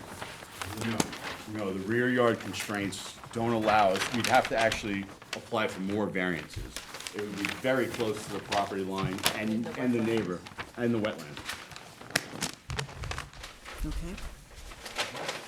Did you submit anything that shows us where the wetlands are? I don't see that. No, the in- only thing that I was notified of is that the wetlands are of 50 foot from the actual water line or the retaining wall that's at the rear of the property. That's actually on A1. Did you ever have the property flagged? Yes, it was. Okay, where's the documentation from that? That wasn't entered. We Okay. are gonna go before the environmental board just to, make sure that we're not in the wetland, or that's actually, yeah. So we're gonna have to hold this open anyway for that determination. Over here Candace, is it flagged for being on wetlands? It I'm is. sorry? Okay, I'm talking to Candace. Yes, it is. Okay, And we also have to wait for, planning commission referral also. okay. Because it's on the water. So you should submit. To environmental? Well, you're gonna submit to environmental, Environmental but you have to, but you should submit to us something that shows us where the wetlands are. I'd like to see that. Yes, on the survey.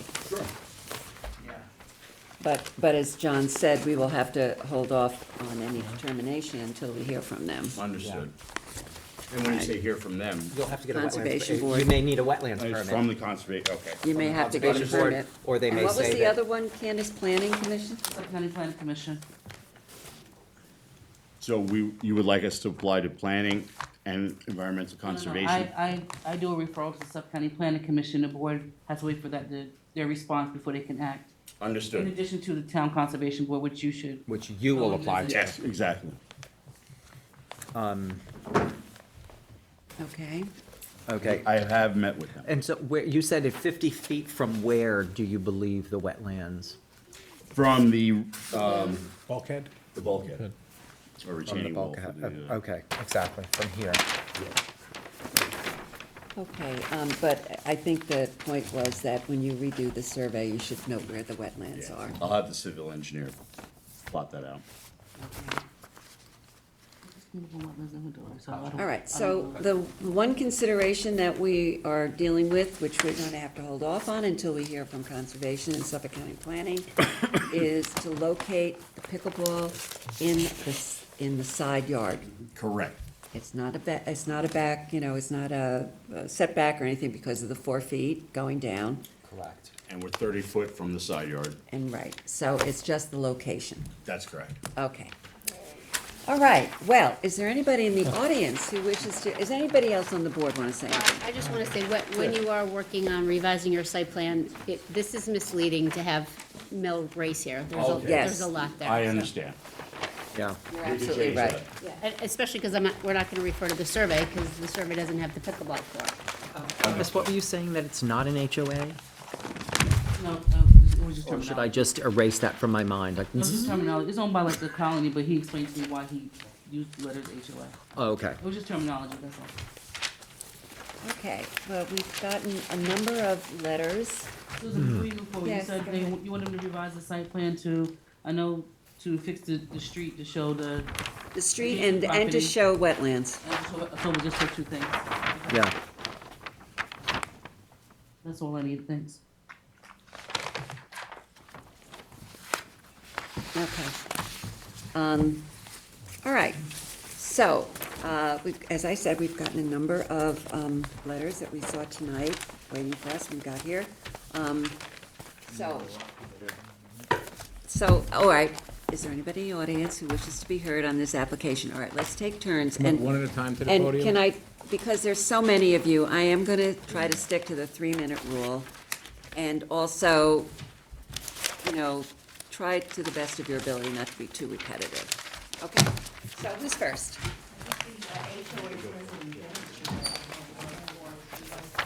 Okay, all right, he's gonna identify himself. Are you an attorney? No. Okay, please. Do you swear to tell the truth, the whole truth, and nothing but the truth? I do. Please state your name and address. Andrew Holtberg, 8 Mill Race, Hampton Bays. Andrew, what was your last name? Holtberg, Hultberg. Okay, Andrew. And you identify yourself as? I'm actually the vice president of the Old Horlicks Property Association. Okay, so go ahead.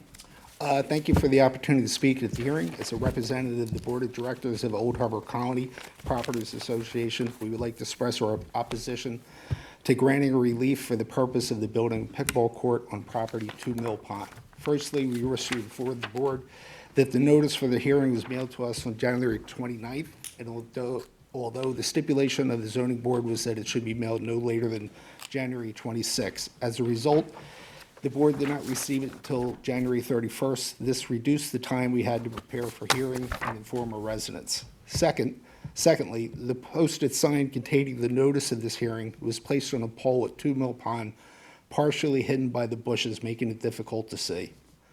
Thirdly, we were under the impression that the owner of 2 Mill Pond chose to file this action at this time of year when more than half the community residents are away for the winter, thus reducing the potential number of objections. The specifics to the board's objections are: the current pickleball location of the illegal pickleball court infringes on community property and does not meet the town code for a pickleball court. In addition, the new survey that they submitted does not show the infringement. You're talking about that as a tennis court, but it was a pickleball court that they built illegally 2 years ago and used for the last 2.5 years. I'm sorry, so what you're saying is that they took the tennis court and used it as a It wasn't a pickleball? tennis court, it was just a basketball court. They extended it onto the edge of the property. It actually goes on our property, the community property, and then they use it as a pickleball court.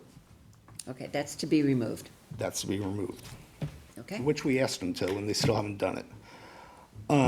We've received numerous noise complaints from residents emanating from the sound of the pickleball, hitting the paddle oftentimes 10 to 12 hours a day, and loud cheering from players. Loud music is also occasionally played during the matches. The resident of 2 Mill Pond invites groups of people to play pickleball, resulting in many cars lining the street on both sides of the property. In addition, some of the cars are left overnight, which is a violation of the community's covenants and restrictions. Cars are not allowed on the street from midnight to 6 p.m. Furthermore, allowing the exception in this case would set up a troubling precedent for similar uses in the neighborhood, undermining the intent of the zoning code and the residential character it is meant to protect. I just want to say one other thing. When I read the zoning, it doesn't say there's an exception if you bury it where we are. It says it still has to be 50 feet from all property lines. I could be wrong, but That's it says- incorrect. I'm just- There is a modification. Yeah, because it said there's a modification for CR 200, but we're not CR 200. No, I think the CR 200 means no matter what, the setback has to be met because the setback already complies. Okay, So I think for CR 200, it has to be 50, okay, even if it's buried or sunk or whatever the word is. okay. That's all I have to say. Thank you. Thank you. Next.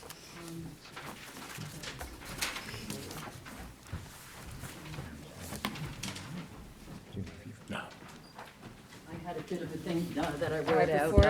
before you, I okay. have to swear you in unless you're an attorney. No, I'm not an attorney. All right, let me swear you in. Do you swear to tell the truth, the whole truth, and nothing but the truth? I do. Please state your name and address. It's Janice Cerrone, 5 Canal Way, Hampton Bays, New York, 11946. Okay, Janice? Okay, so I've been living in Old Harbor Colony for 25 years. Moved into the neighborhood because of the peaceful, we're on the water, beautiful neighborhood made up of respectful neighbors with a common goal of maintaining a peaceful hamlet. 2.5 years ago, the Cavalleros installed a pickleball court without proper permits, and this has severely impacted the peace and quiet within our community. This was also placed partially on HOA common grounds. The court has been a nightmare for myself, my family, and my neighbors. The Cavalleros were informed that this court is partially on HOA property, and yet they continue to use it. I should also mention that my property also borders the Cavallaro property along the HOA common grounds. Now they've decided to build another court, which would be even closer to my home. I understand that they are attempting to get a variance with the argument that since their property sides with the HOA property and no one lives there, they feel that the law of an HOA property should not apply to them. However, legally, an HOA property shares the same rights as a residential home as far as zoning and variance purposes. The HOA-owned land acts as a legal border, just like a property line with a private neighbor. I only got a notification of a certified letter yesterday on my door. Now, this is the day before the meeting, so why didn't I receive this 10 days ago? He filled it out, the day, I don't understand that. I've enjoyed my home immensely until 2.5 years ago, when all of a sudden there was a pickleball court. This court has been a form of daily torture for me. I cannot sit in my yard and read or enjoy a peaceful existence. we're on the water, it's beautiful, but when they're playing pickleball, the water, it carries out. And I've read into that. Mitigation does not do much. Decibels sometimes reach 120 decibels, where a normal yard is 50 to 60 decibels, you know, when you're sitting there relaxing and enjoying your yard.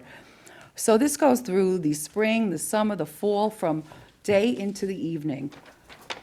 Carloads of people show up. It's like they have tournaments all day. The popping sound of the pickleball is all day long. There are many studies of the sounds and tone, which I already just explained that to you.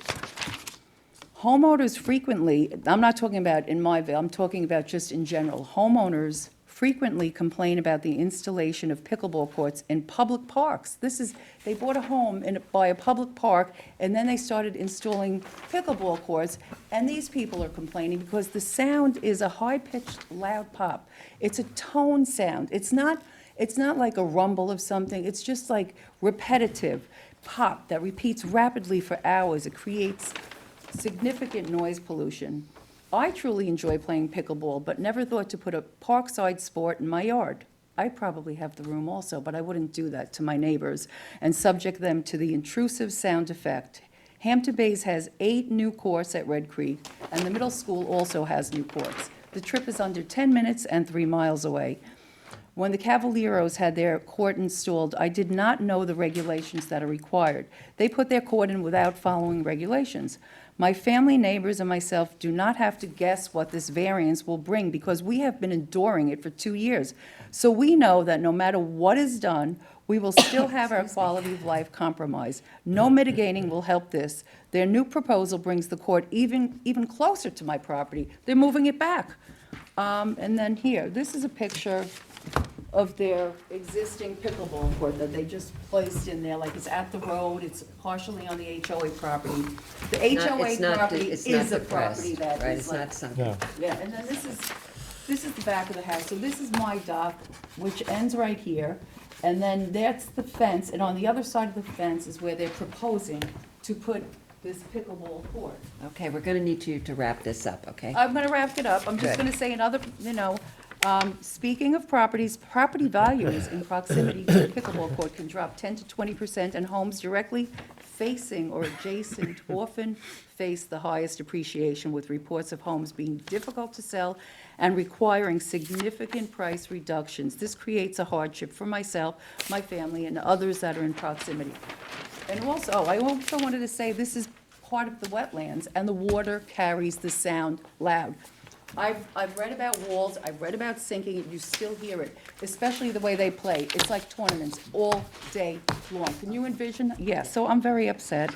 The residents have the right and legal guarantee to enjoy their premises peacefully, free from unreasonable disturbances, and we deserve our peace.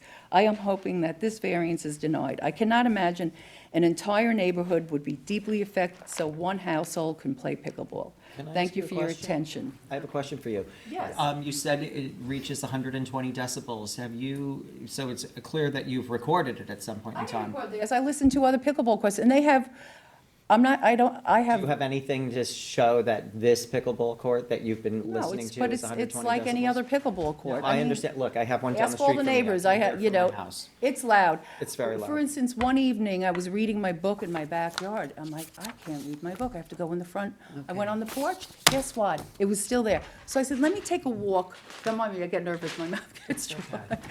I took a walk through the neighborhood, and I walked all the way to the entrance, which is about 2 blocks away. You could still hear it. So a little wall and a little dug down, I'm sorry, and the traffic and it's just not right. Nobody has a pickleball court in the neighborhood, and there are pickleballs in the location. But if somebody had room in their rear yard and they could put one in, there'd be very little that you'd be able to do about it, Well, so. I bought a property that backs up to an HOA property. Okay. And that's Let me a just property. let me just ask, I see that there are certain paddles that they now say reduce the sound. Have you considered the different paddles and stuff? I mean, I know it's not gonna solve your problem, but I'm asking the question. I think the game is trying to evolve the paddles to make less noise, but still, it is pickleball. Okay. Just All right. because we've asked a question doesn't mean we've made a decision. No, I just right. want you to know that, You don't please. understand what this has done to our life all summer. I've had the house 25 years. It's Janice, really. they're not gonna get you on record if you're not here. Yeah, Are go- you I on think that, microphone? no, I think you've made No, your I spoke point. enough. You spoke enough, yes, thank you, and we really appreciate your comments. I mean, Thank you. we're trying to limit it to 3 minutes, okay. Next, My name's Martin Foyer. are you an attorney? No, I'm not. Very good. Do you swear to tell the truth, the whole truth, and nothing but the truth? Please state your name and address. My name is Martin Foyer, that's spelled F as in Frank, E-U-E-R. I live at 1 Mill Pond Road in Hampton Bays, and my house is opposite the 2 Mill Pond Road house. And I just want to add to what everyone else has said, and the main point that I have is the noise is indeed unbearable. I'm right across the street, and I can visibly see from my front yard a lot of cars lined up. The cars are on both sides of the street.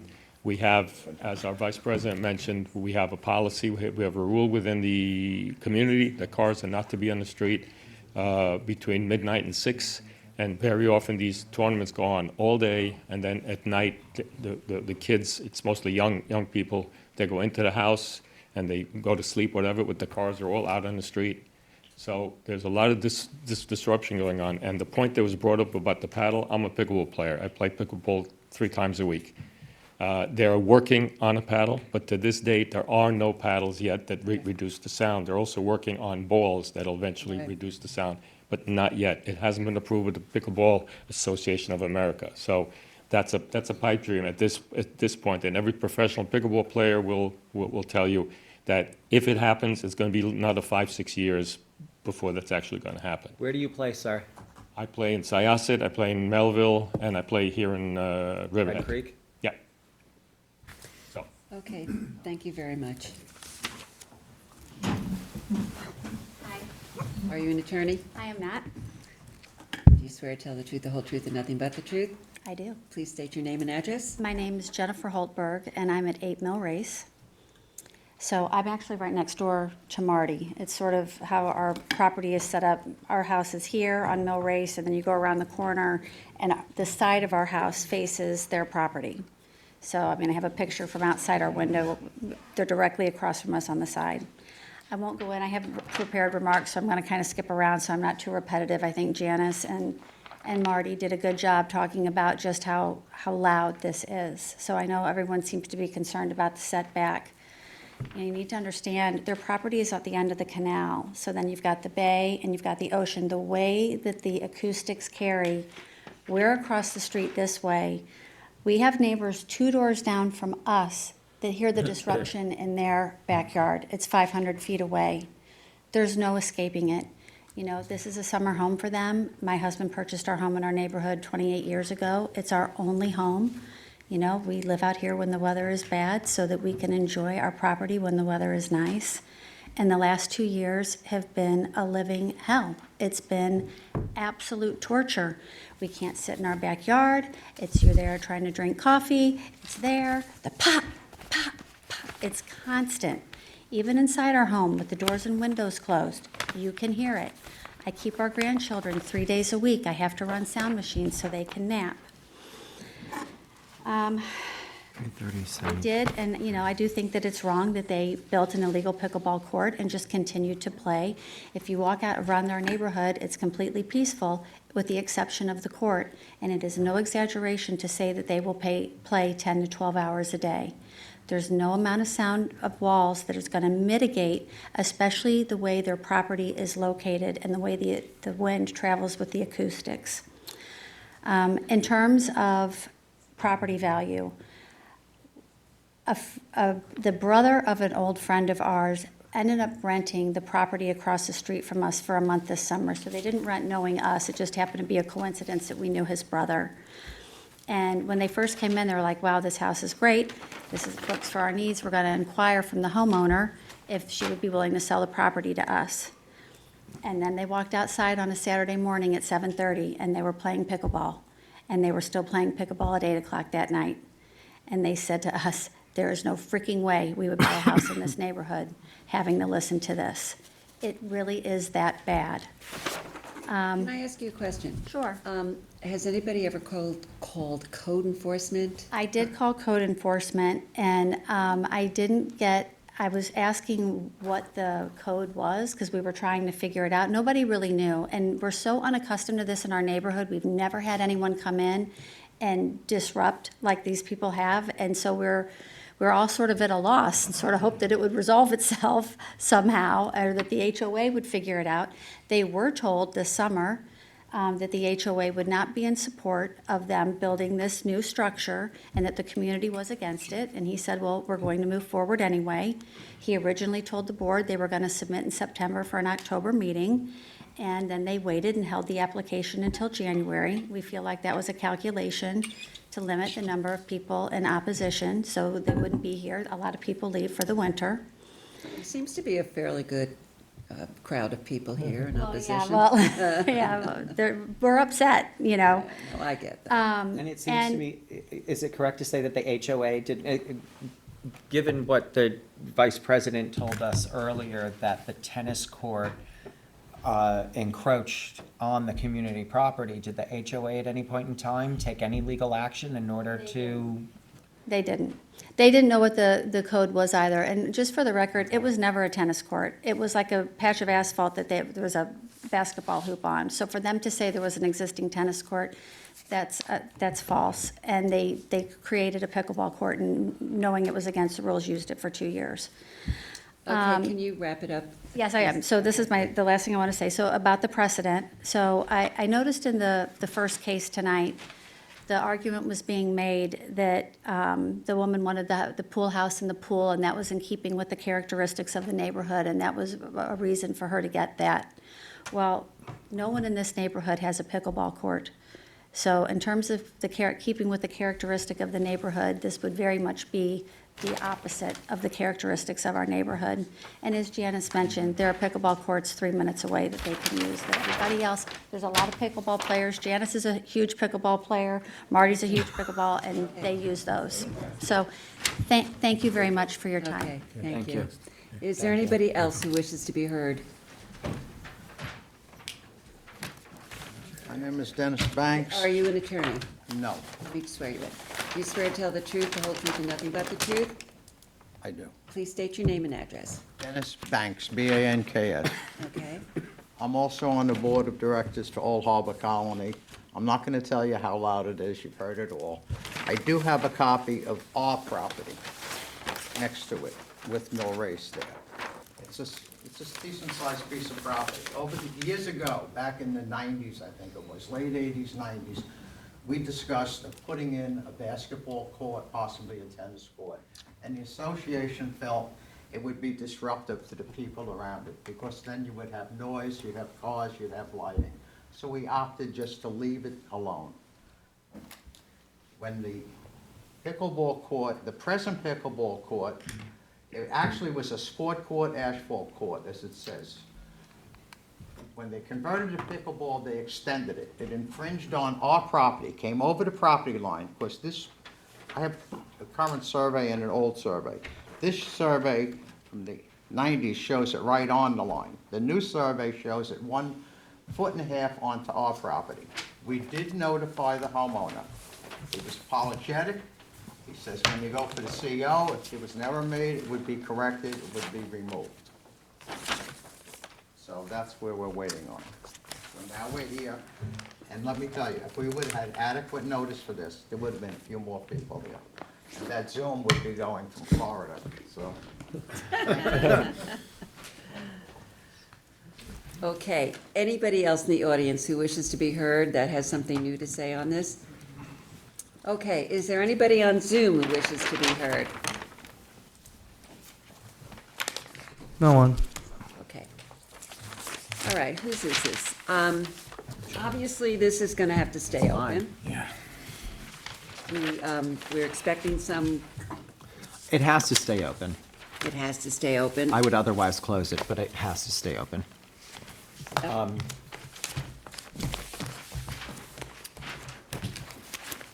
What, So- did you want to say something?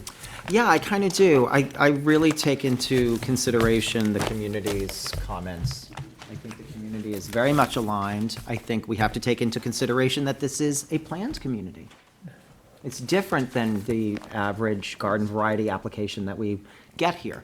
This is a planned community that has decided how they want their community to be. Now, granted, I understand the HOA did not move the way I would have liked with regard to the quote-unquote tennis court, or done anything to address any of these issues, and certainly doesn't have the power to prevent pickleball court itself. But I take the comments being made here today very seriously, and I think in a situation like this, I'm more inclined to not grant the relief simply because of the circumstances. Yeah, I'm going to caution against that for 1 second, though, because there are lots of homeowners associations within the town, and even when a homeowners association prohibits something, we've seen applications where homeowners associations prohibit detached garages. Applicants can still come to this board and ask for a detached garage, and this board cannot deny it because it violates a homeowners association. So that's I my didn't only say caution. I would deny it based on a violation of a homeowners association. There certainly is no policy or bylaw by the homeowners association. What I'm saying is that I think that what I've heard today so far says to me that this would not be within the character of the community. It would not be something that the community would want. And I think the fact that this is a plan, it's different from a detached garage. Because, I have to be honest with you. I live in a neighborhood. I've got a neighbor very far down the street with a pickleball court, and I hear it all summer. I get it. Now, there is supposed to be sound attenuation. I don't know, I would like to possibly see what kind of information there is with regard to how effective that is. That's required by the town code. So again, regardless of what your board is, In a this rear board yard. is, this board. In a but- rear yard. In a rear yard. And we're being asked to put in a side yard. But you're not being asked to vary the sound attenuation.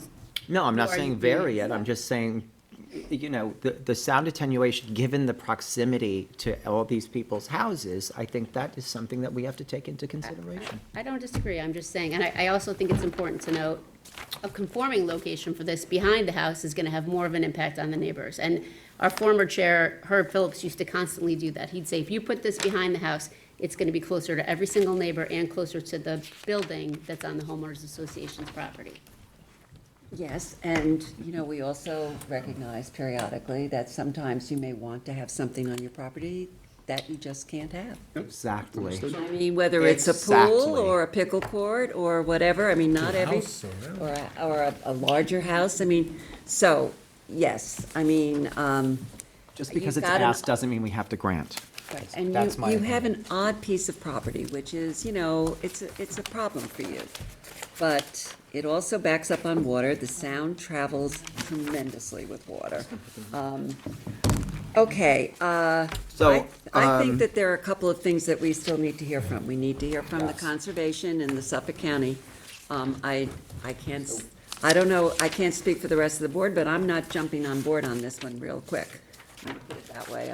I'm buying a lot of what John said about there's a tremendous community concern, and this isn't like, having to put in another bedroom because you have 12 kids. This is a recreational use. Right. And Yeah, that- I'm in the same place as John and Susan. I'm always a little surprised when applicants do not hear their neighbors, do not work well with their neighbors to find solutions. So I think you have a concern that you need to deal with. So I think what we need to do today, we're going to hold this open. I'm going to hold 1 second. Where is my agenda? Okay, all right, so if we can, go ahead, John. Yes. We're Is going to there hold it anything- open. So how long should we hold it open for, considering that you haven't even filed an application with environmental or conservation? Environment. Okay. Just with building. Okay. But have you spoken to the conservation? Yes. Like, have they suggested that you will need a wetlands permit or No, administrative? we're outside of the wetland. Okay, so that's different. I mean, you're probably gonna get an administrative wetlands permit. Mhm. Or a letter of non-jurisdiction is what you're suggesting, right? Yes. Okay. Right, but do they have to apply for Oh, that? no, they definitely do, but usually we'll put off COM board for like months and months and months, and if this is Okay. outside of their jurisdiction. So is this something that we put into March or April? Well, I mean, I think April's fair. April 2nd or April 16th? Let's do April 2nd. Okay. Are you okay, ma'am?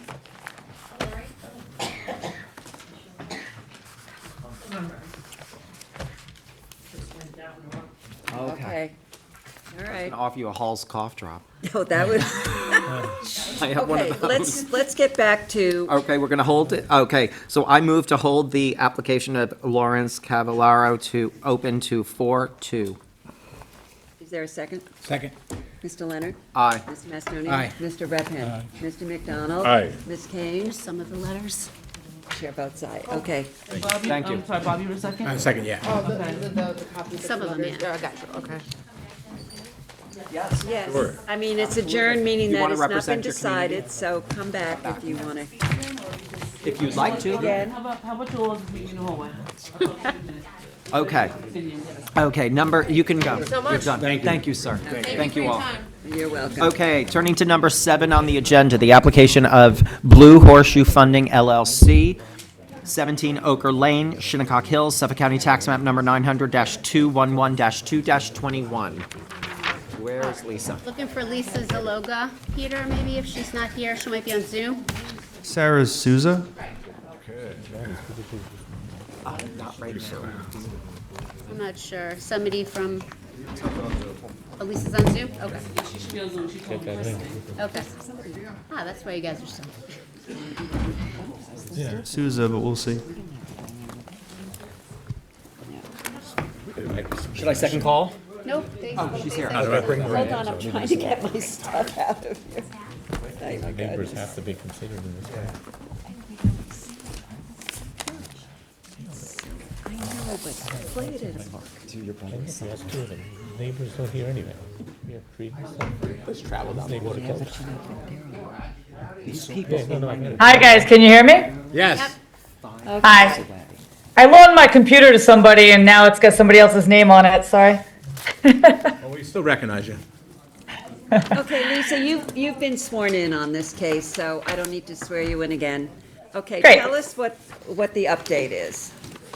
Hi, first of all, let me apologize for being on Zoom. I'm in Mexico, so sorry for your snow. So you're rubbing that in our faces. I know, right. That's it, Just denied. a little, just a little. An Yeah, apology denied. with a rub. Denied. Sorry. So if the board remembers, we were here back in November and we were proposing a swimming pool modification. We had a previous variance that granted us a swimming pool at 62.3 feet, I think, off of the private road. And we were proposing to turn the swimming pool horizontal, basically to the property line, and add a spa. And we were also asking to move that closer to the private road. We were looking to get to 45 feet off the private road where 90 feet is required.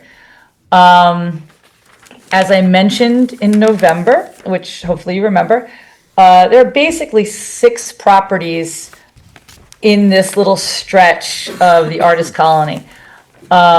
We are, say, third from the western end of this stretch.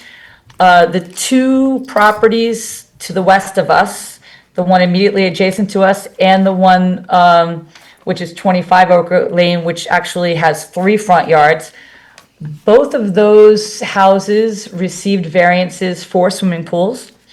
21 Oker, the one immediately adjacent to us to the west, has a variance for 45 feet where 90 is required. 25 Oker Lane, the one to the next western edge, has variances for a swimming pool. They are 45.5 feet off of the private road that we're talking about. And they also have variances off of Briar Lane, which is kind of the road that wraps around to connect these two these two streets off this through lot. So I was asking for 45 feet to the spa and probably 59 feet to the swimming pool. And so the board recommended two things. They recommended that we go get an actual single and separate to prove single and separate, so that we did not require any kind of a side yard variance. And the board seemed amenable to the fact that we wanted to turn the pool horizontal from its original proposal. There was a suggestion that we put the hot tub at one end of the pool as opposed to on the northern side, which put it closer to the private road. So we investigated that. However, I think, which I mentioned at the meeting, there exists a retaining wall, which is several feet, quite a few feet, into our property as well on the western side, as well as a row of trees on the eastern side that are also set well onto our property. So putting the spa at one end didn't really seem to work if you wanted to be able to kind of get around the swimming pool down to the little shed that is on the northern end of the property. So I submitted the single and separate, which shows we comply. And I submitted a new site plan that shows the swimming pool at a setback of 60 feet off of the private road. And the spa is on the house side, if you will, southern side of the swimming pool. Now, that's all fine and good. It does limit us. Basically, it places our patio about 9 feet off of the house, off of the existing porch, and it places the pool about 23 feet off, meaning that the hot tub would be about 15 feet from the porch. We can do this, but it does limit my client's ability to ever add on to his house because, obviously it's a very narrow lot, as all of these lots in this area are. And if you were going to add on onto the house, the only place to add on to it would be to the rear. So now you've seen 13 Ochre Lane's proposal for a swimming pool. They knocked down the house that was originally there and they built an L-shaped house.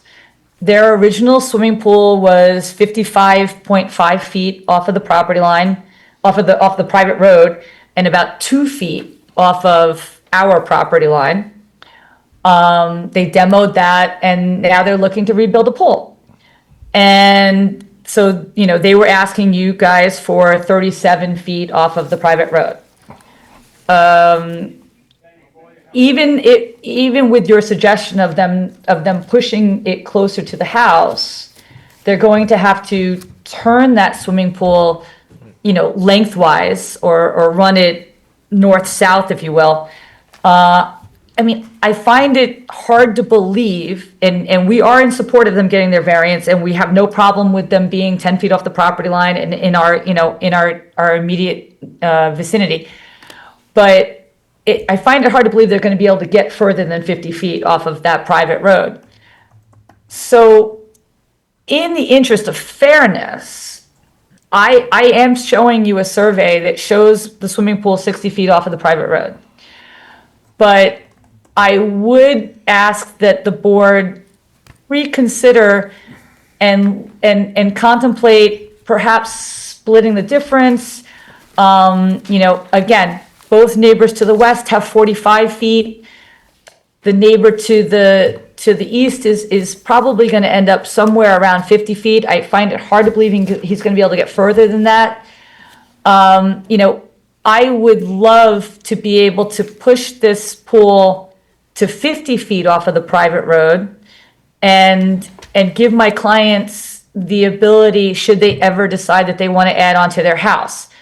Their current house is about 2,200 square feet. And, the house that is being constructed at 13 Oker is almost 4,000 square feet. So it's not out of the realm of possibility that they would, this neighborhood would want to be able to add onto their house. So I've submitted everything and I look forward to your comments. Okay, I actually, so what you're suggesting is instead of the 60-foot setback, you would suggest 50 feet. Keeping Yes. keeping the spa on the side that closest to the house. Correct. And if you went to 55 feet and put the spa on the other side of the house, how would that go? Well, my original proposal to you had the spa on the other side. Right, right. And it But had I'm it at talking 45 feet. It was at 45. For now, we're talking, I don't know. I'm trying to come up with So something. wait, we were asking for 60 feet in the application, and now we're asking for 50 feet. Yeah, sure. Well, yes, I was originally asking you I was originally asking you for 45 feet, honestly. But putting that aside, we have a variance, 62.3 feet. So now Currently, there's an yes. application for 60 feet. To reduce it My by 2 original, feet. yes, my original, the variance that was granted 8 years ago was for 62.3 feet. My modification request was to put the spa at 45 feet and the pool at 58 feet. I have since modified it based on our original conversation in November, and I'm showing it at 60 feet. But based on the fact that the pools on either side of my applicant are going to be at 45 and probably 50 feet, I'm asking you to allow our pool to be in line with all of theirs. Where are you getting that it's going to be 50 feet, the application we just heard? Yeah, Lisa, I don't know if you heard that application, but. I did. They're currently at 37 or so.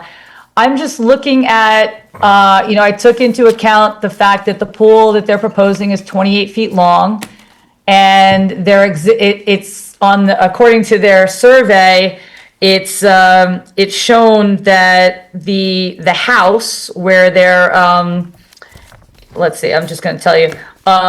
It's shown that where the current house is, they're 43 feet from the existing house to the proposed pool. Now, there's a covered porch that sticks off, I'm going to guess 10 feet. It could be slightly less or slightly more. And the pool is 28 feet long. They're not going to be able to fit that pool in the same east-west direction. They're going to have to turn it so that it's running lengthwise. So 28 feet, and they're 43 feet away, that only gives them 15 feet. There's a porch there that's probably at least 10, so maybe they can get 10 feet more than they originally asked for. Maybe they can get to 50 feet. But I don't see them getting to 60. Like, they would have to put the pool in the house, you know? So, I mean, Lisa, in all fairness, their house is a different configuration than your house here. I mean, we're looking at. That's true, but they got a variance for their house. They got a variance to build their house. That's right. We're not worried about that. So we can't get into that. What about if you flip the spa to the north side? And so then the spa, keep the pool at 60 and the spa becomes at 55 or whatever it is, something like that. Well, the spa is 8 by 8. I mean, you're kind of back to my original variance, right? Pretty much. Yeah, but I get what you're asking. You've laid it out well. I think the folks at 13 Oker Lane got a fairly strong message that they needed to work a lot harder than what they presented, and I appreciate the skill with which you're making your argument.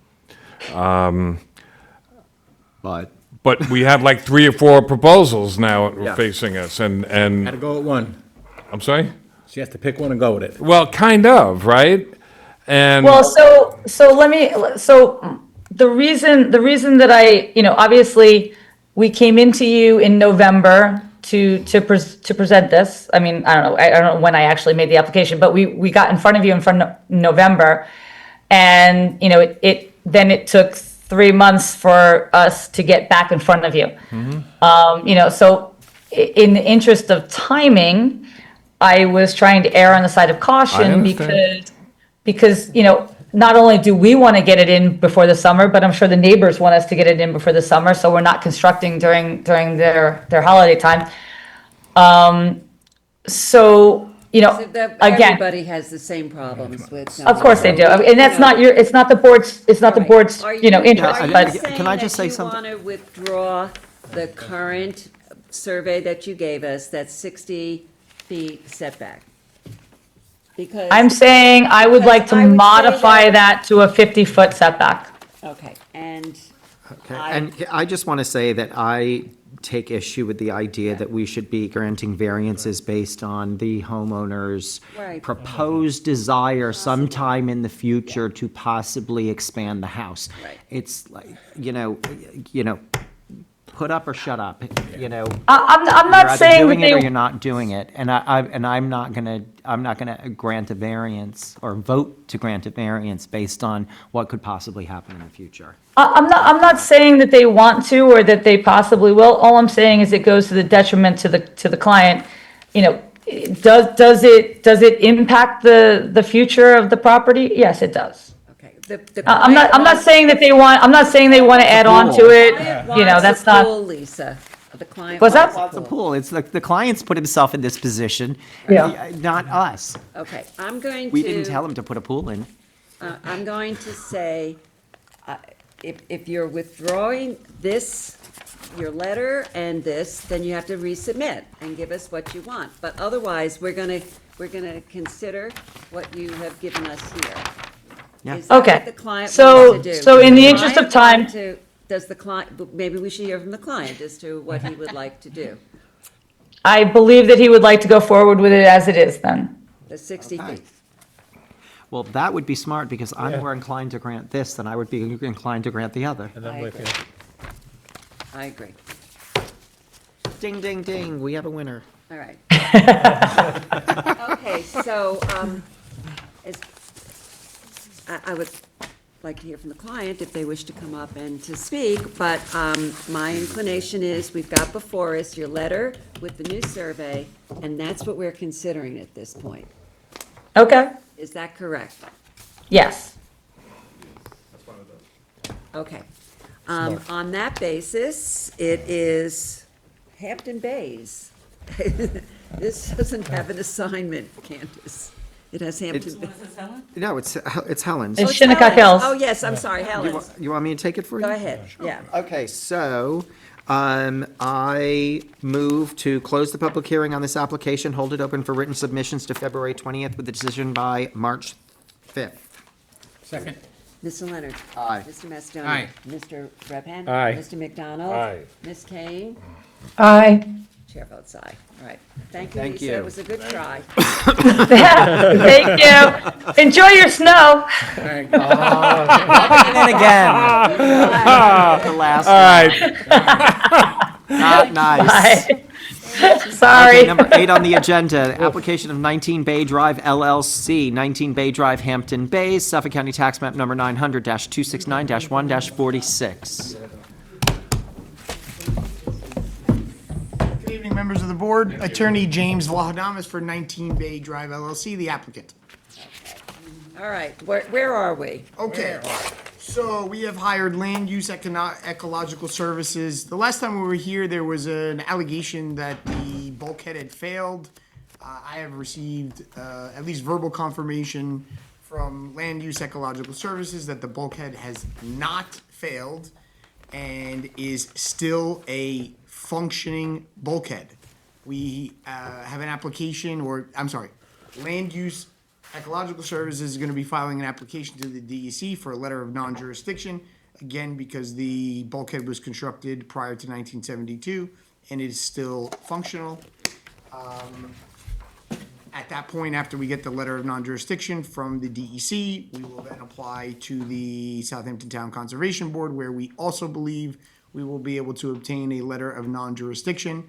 In that, again, the bulkhead is functional and was installed, and there's no portion of the property that does not have a bulkhead or revetment, therefore, and constructed prior to 1993. We believe we'll also get a letter of non-jurisdiction from the Southampton Town Conservation Board. We do have to change the orientation of the pool so instead of it going east and west, we're gonna change the orientation to north and south so that we do not have any issue with the 50-foot buffer from the bulkhead. We have confirmed that we do not have a pyramid issue, which was something that had come up in previous meetings. You're gonna have to submit it. Exactly. It'll have to be on the building plans. Yes, sir. So obviously, because now we are going to change the orientation of the pool, we're gonna have to submit, new Change of plans, plans, change in plans. So that's where we are right now. And a new survey. Yes, and a new survey.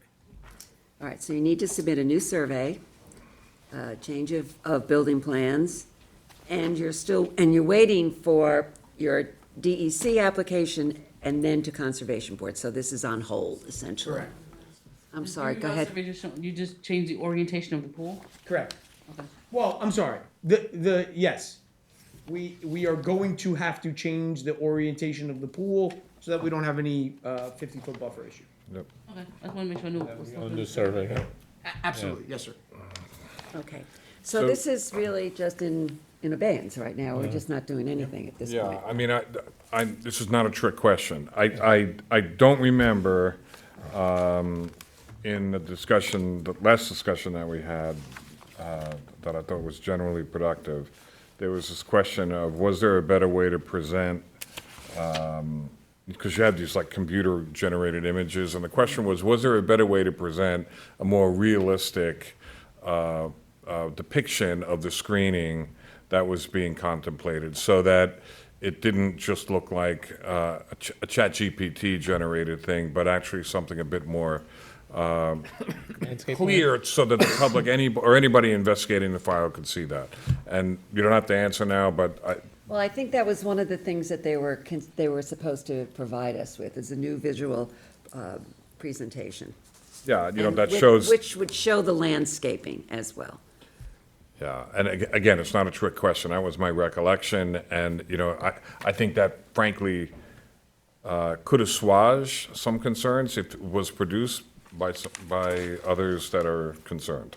What we did produce, and maybe I'm just confused, so 2 meetings ago, this issue was brought up about screening and also about the elevation changes between the property and the neighboring property. Correct. And when we did come here last time, we presented a new rendering of the house that did show the elevation distinctions, and the builder was here with me. Yep. And the designer, and we showed the difference in the grade to the property. Yep. Right. And then we did the overlay, if you could recall, we did the overlay of the existing house with the proposed new house, because there was some misinformation about the height of the new house.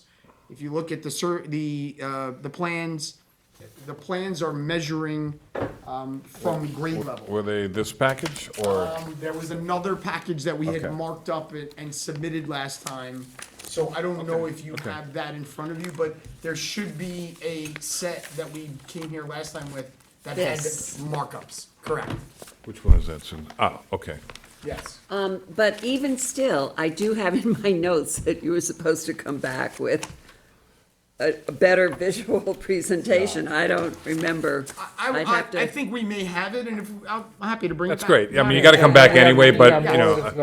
Yes. Yeah, I mean, absolutely. I do have it in my notes, so I don't know, I can't offhand Susan is the remember. best note taker I know, so you wrote it, You it see what happened. my notes look like? They're terrible.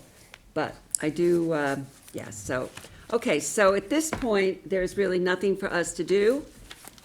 We are on hold. Yes. We're waiting for DEC, Conservation Board, you owe us the survey, the change of the building plans, and if there's a better visual presentation. For the landscaping.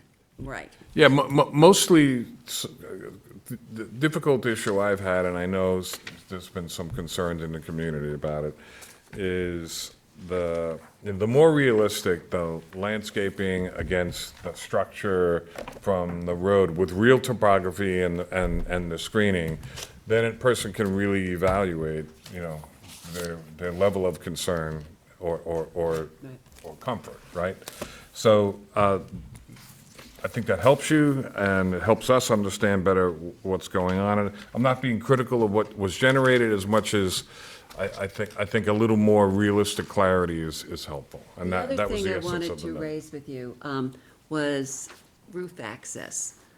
What is the, Thank you. what is the plan for the roof? We're not, all right, so as No part, roof access. okay, We and that will be indicated in any kind of a decision that we have. This that was there in is the no- record last time. And you guys agreed to that Just on already. it? Yeah, we, Just- Yep. Well, the designer said, Yeah. he was here and he Yeah. said there's no intention. I know Right. that had It's come been up. an issue with other Yes, applications, and I yes. think we discussed this last time. Okay, just Even though wanted we to have a make sure. flat roof, the flat roof is actually designed, as the designer was saying to the board last time, the flat roof is actually designed to keep the low profile nature Right. of the structure, and then to give, I mean,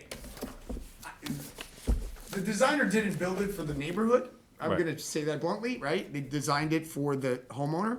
However, as you come down that road, the more low profile that house is gonna be, the better it's gonna be with respect to the visuals, right? You're not gonna come down the hill there as you approach Shinnecock Bay and then, see this very tall structure. Right. And quite frankly, factually, the new proposed structure is significantly shorter in height versus a peaked roof from a very old house to a flat roof. But no, we indicated on the record last time there. Just wanted no to reaffirm plans, that nothing there's. like Yep, that. just checking. And just so I can go back to the landscaping for a second, remember, part of the reason why the board had asked for the landscaping plan was because we originally were asking for that retaining wall that would have been on the public road. Right. That's not gonna be there anymore. We had agreed the last time we were here, the designer had modified the plans now and changed what the proposal is. So now the screening, at least from the street side, would be screening for the house itself. We no longer need to screen for that retaining wall that was gonna be on the street side with the stairs because the designer has eliminated that. Understood. And that is in the notes from the marked up plans that we submitted last time. Okay. Okay. So happy to still bring in the landscaping plan and we'll do our best with respect to topography, because there is a significant grade difference from the landward side of the property versus the seaward side of the property, significant slope. Yep. So, and that's why we were talking about how, again, the misconception with respect to the elevations, I'm sorry, not elevations, but the height measurements in the plans. There was a misunderstanding, I believe, from the public in that there was a number of 30, I think it was 30-something feet, and there's a misconception that the house is gonna be 30-something feet from grade. No, that's the height from the foundation that gets kind of shoved into this hill so that the profile of the house is actually significantly less. And again, we have no pyramid issue, no height problems, so. Okay, all of that needs to be reflected in the. Absolutely, yes. Okay, Anybody else? so what are we talking about in terms of How do you time? how do we adjourn this? We got, This gentleman wants to Do be you want to heard. be heard? repeat the same stuff. And just so I say, as far as an Okay. adjournment, the designer believes, he said 2 months. Would the board be amenable to a 2-month adjournment? April. You think you can get NJ letters from DEC in 2 months? I will be honest with you, I don't know that answer, but I've been represented by our agents. Before we do that, we let's did. give this gentleman a chance to. Yeah. All right, and we're gonna limit you to 3 minutes. Okay? And hopefully it's new stuff. And is it, I hope it's new stuff. Is it new stuff? Let's start on a good foot. Please. Okay. Thank you. Timing. It's pronounced Kern. Kern, thank you. Yeah, I know, you would never know that No, from I the way wouldn't. it's spelled. Mr. Leonard, overhearing the whole evening, not one person. I know, has nobody been- ever Not one person has been timed to the three, or told, this woman, wrap it up. All right, okay. Keep going. So just me, so it's my. As you know, this is being suspended now for a while, so. I gave up my Thursday night, and before Okay, the let's clock talk. starts, yeah. I volunteer on Thursday night with my wife, 25 students. I would have good. rather been with 25 students than having the hearing, so Okay. of course I want to be, Okay. the bulkhead firstly, with all due respect to James, I don't want to have any disagreement. The bulkhead has failed. It's been a failed bulkhead for years since they bought the property. Failed in the regard that, and I've submitted pictures, so you have it in your records if anyone looks at them. I've submitted to you hundreds of pictures. Water infiltrates the bulkhead at many different places. That's a failed bulkhead. You can just go and see it for yourself. Go to the dead end of Bay Drive, look down at their bulkhead, and you'll see these gaps where water comes in every time the tide comes up, and there are many gaps along the bulkhead. So, Mr. J, just on that point, they're gonna apply to the Conservation Board for a letter of no jurisdiction. Somebody in the Conservation Board is gonna go out and inspect, they're gonna inspect it, and they're gonna make the determination as to whether or not everything you're saying is true or not. In other So, words- it's gonna get checked. Yes, So if it has failed, yes. what do? You redo the They have to bulkhead? rebuild the bulkhead. They have to rebuild the bulkhead? Yeah. If it says it has a failed DE bulkhead. section, okay. That's not for us to Okay. decide. So that's No, that's I'm just something saying, else. James addressed it, it was something Right. new he brought up. Okay, I'm good. just letting you know, as someone who lives there and can sees see the it. property Okay. daily, it's a failed bulkhead across the scope of the bulkhead. Okay. Many What's gaps. the next thing? Okay. Let's move on. Wetlands is not proceeding in any way, it's all in abeyance until they have a wetland, and you said, Ms. Kern, at prior meetings, that nothing would move ahead here until so nothing's happened with wetlands. Can I see that letter? While you keep talking. You all got it. But we already know that, sir. Okay, We're Mr. not Leonard. doing anything. That's why we're adjourning it. We're not making any decisions. Yes, I understand. Okay. The existing home was built approximately in 1938. My home was built in 1938. The neighboring homes were built in 1938. They're grandfathered in. The type of home, the height of the home, the distance from the neighbors, that was 1938, it was done. The fact that James is presenting, we're presenting a lower profile. Well, that home at 19 Bay currently couldn't meet existing code. It's too close to my property, but that's the way it was built. It has a higher roof at its peak, but it has a very severe. It's not a frame like this. If you see visuals, I've sent you pictures of it, it's like this. It's a very severe. So it immediately slopes down. I must misunderstand, as you once corrected me, I misunderstood something else. The pyramid law. Because the pyramid law, according to your own town site, as the structure goes up, it has to have the 45-degree angle to the neighboring property to meet the sky plane or pyramid law. The natural grade. Okay, this home is going to run 58 foot long with roughly a 23-foot height. On my side, I'm the only adjacent neighbor. The other adjacent to this property is the street. So my wife and I are the only adjacent neighbor. They're pushing, they're advocating, they applied for a variance to build 13 feet from my property. How can you build a structure 23 foot tall, 13, according to physics, a 23-foot high structure has to be 23 foot from a property line to make a 45-degree angle. I understood that when I was 7 or 8 years old. I don't need a physics degree. Okay. So the pyramid law, unless I'm misunderstanding, any of you can explain to me. What's there exists, it's grandfathered in. To build a new structure, it must meet the sky plane and pyramid law. This is according to your own site. This is your own site giving you Right, this sir, we information. rely on the building department, and we rely on the architects, hold on, Well, sorry, Mr. to Leonard, provide us with calculations. but have we gotten anything that says it meets the pyramid law? He is going to get us additional We just talked about documentation. that. We just discussed this, that he's gonna get, that James will get us additional documentation because their position is that there's no sky plane encroachment. And we're going to see whether or not that is accurate. What I am We asking- can't sit here and say, we can't calculate based upon some pictures that were taken, your testimony and that Testimony, law. Mr. Leonard, is that it's not my testimony. They have presented a home that's 23-foot height, running expanse of 58 feet in length. And you can't sit here, as you sit here today, you are unable to make a pyramid sky plane encroachment calculation. You are unqualified to Mr. do J, so. Mr. J. Or in the Wait. law, we say incompetent to do so. Okay?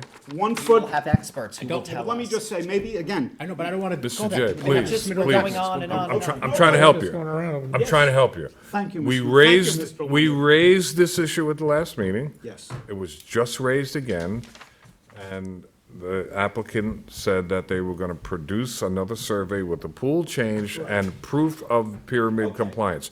If they, that's their burden to still show us.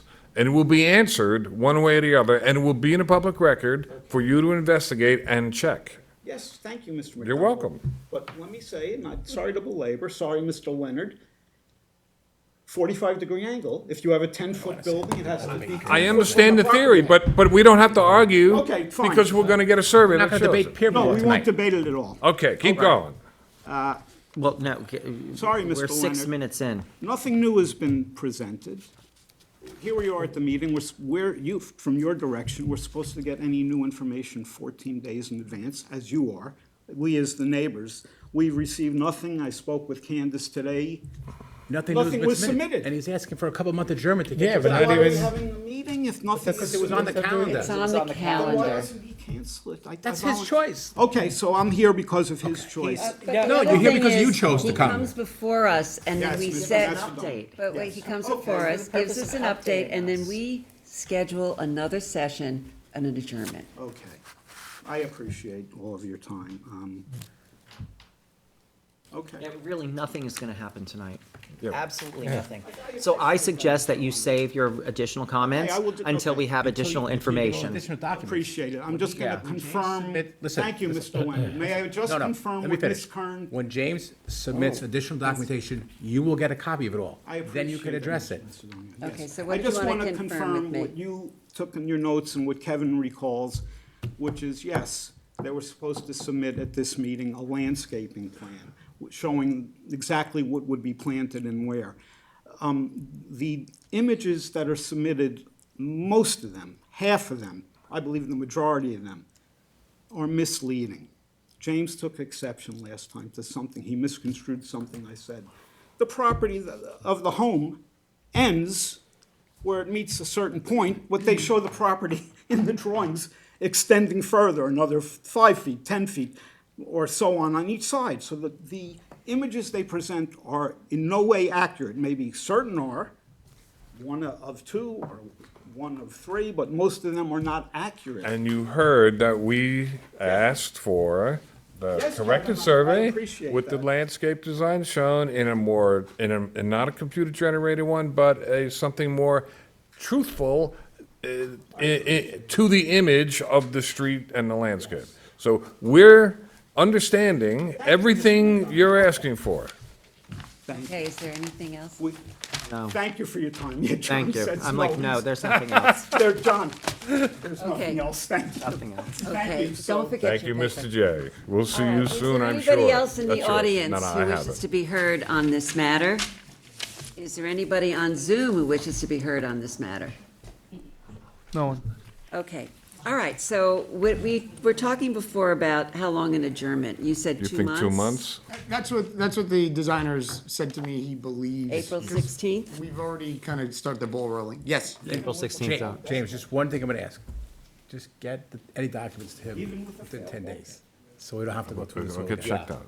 Enough time for him. Whatever, 10 sir, days. Wait, sir, hold on. how much, whatever documents he's gonna get to you 2 weeks before the next meeting, so you Yes, have it. that's what Ms. Okay. Give it to him Kern 2 weeks, that makes sense. asked of them or said. I don't know, whatever, Candace, what is the,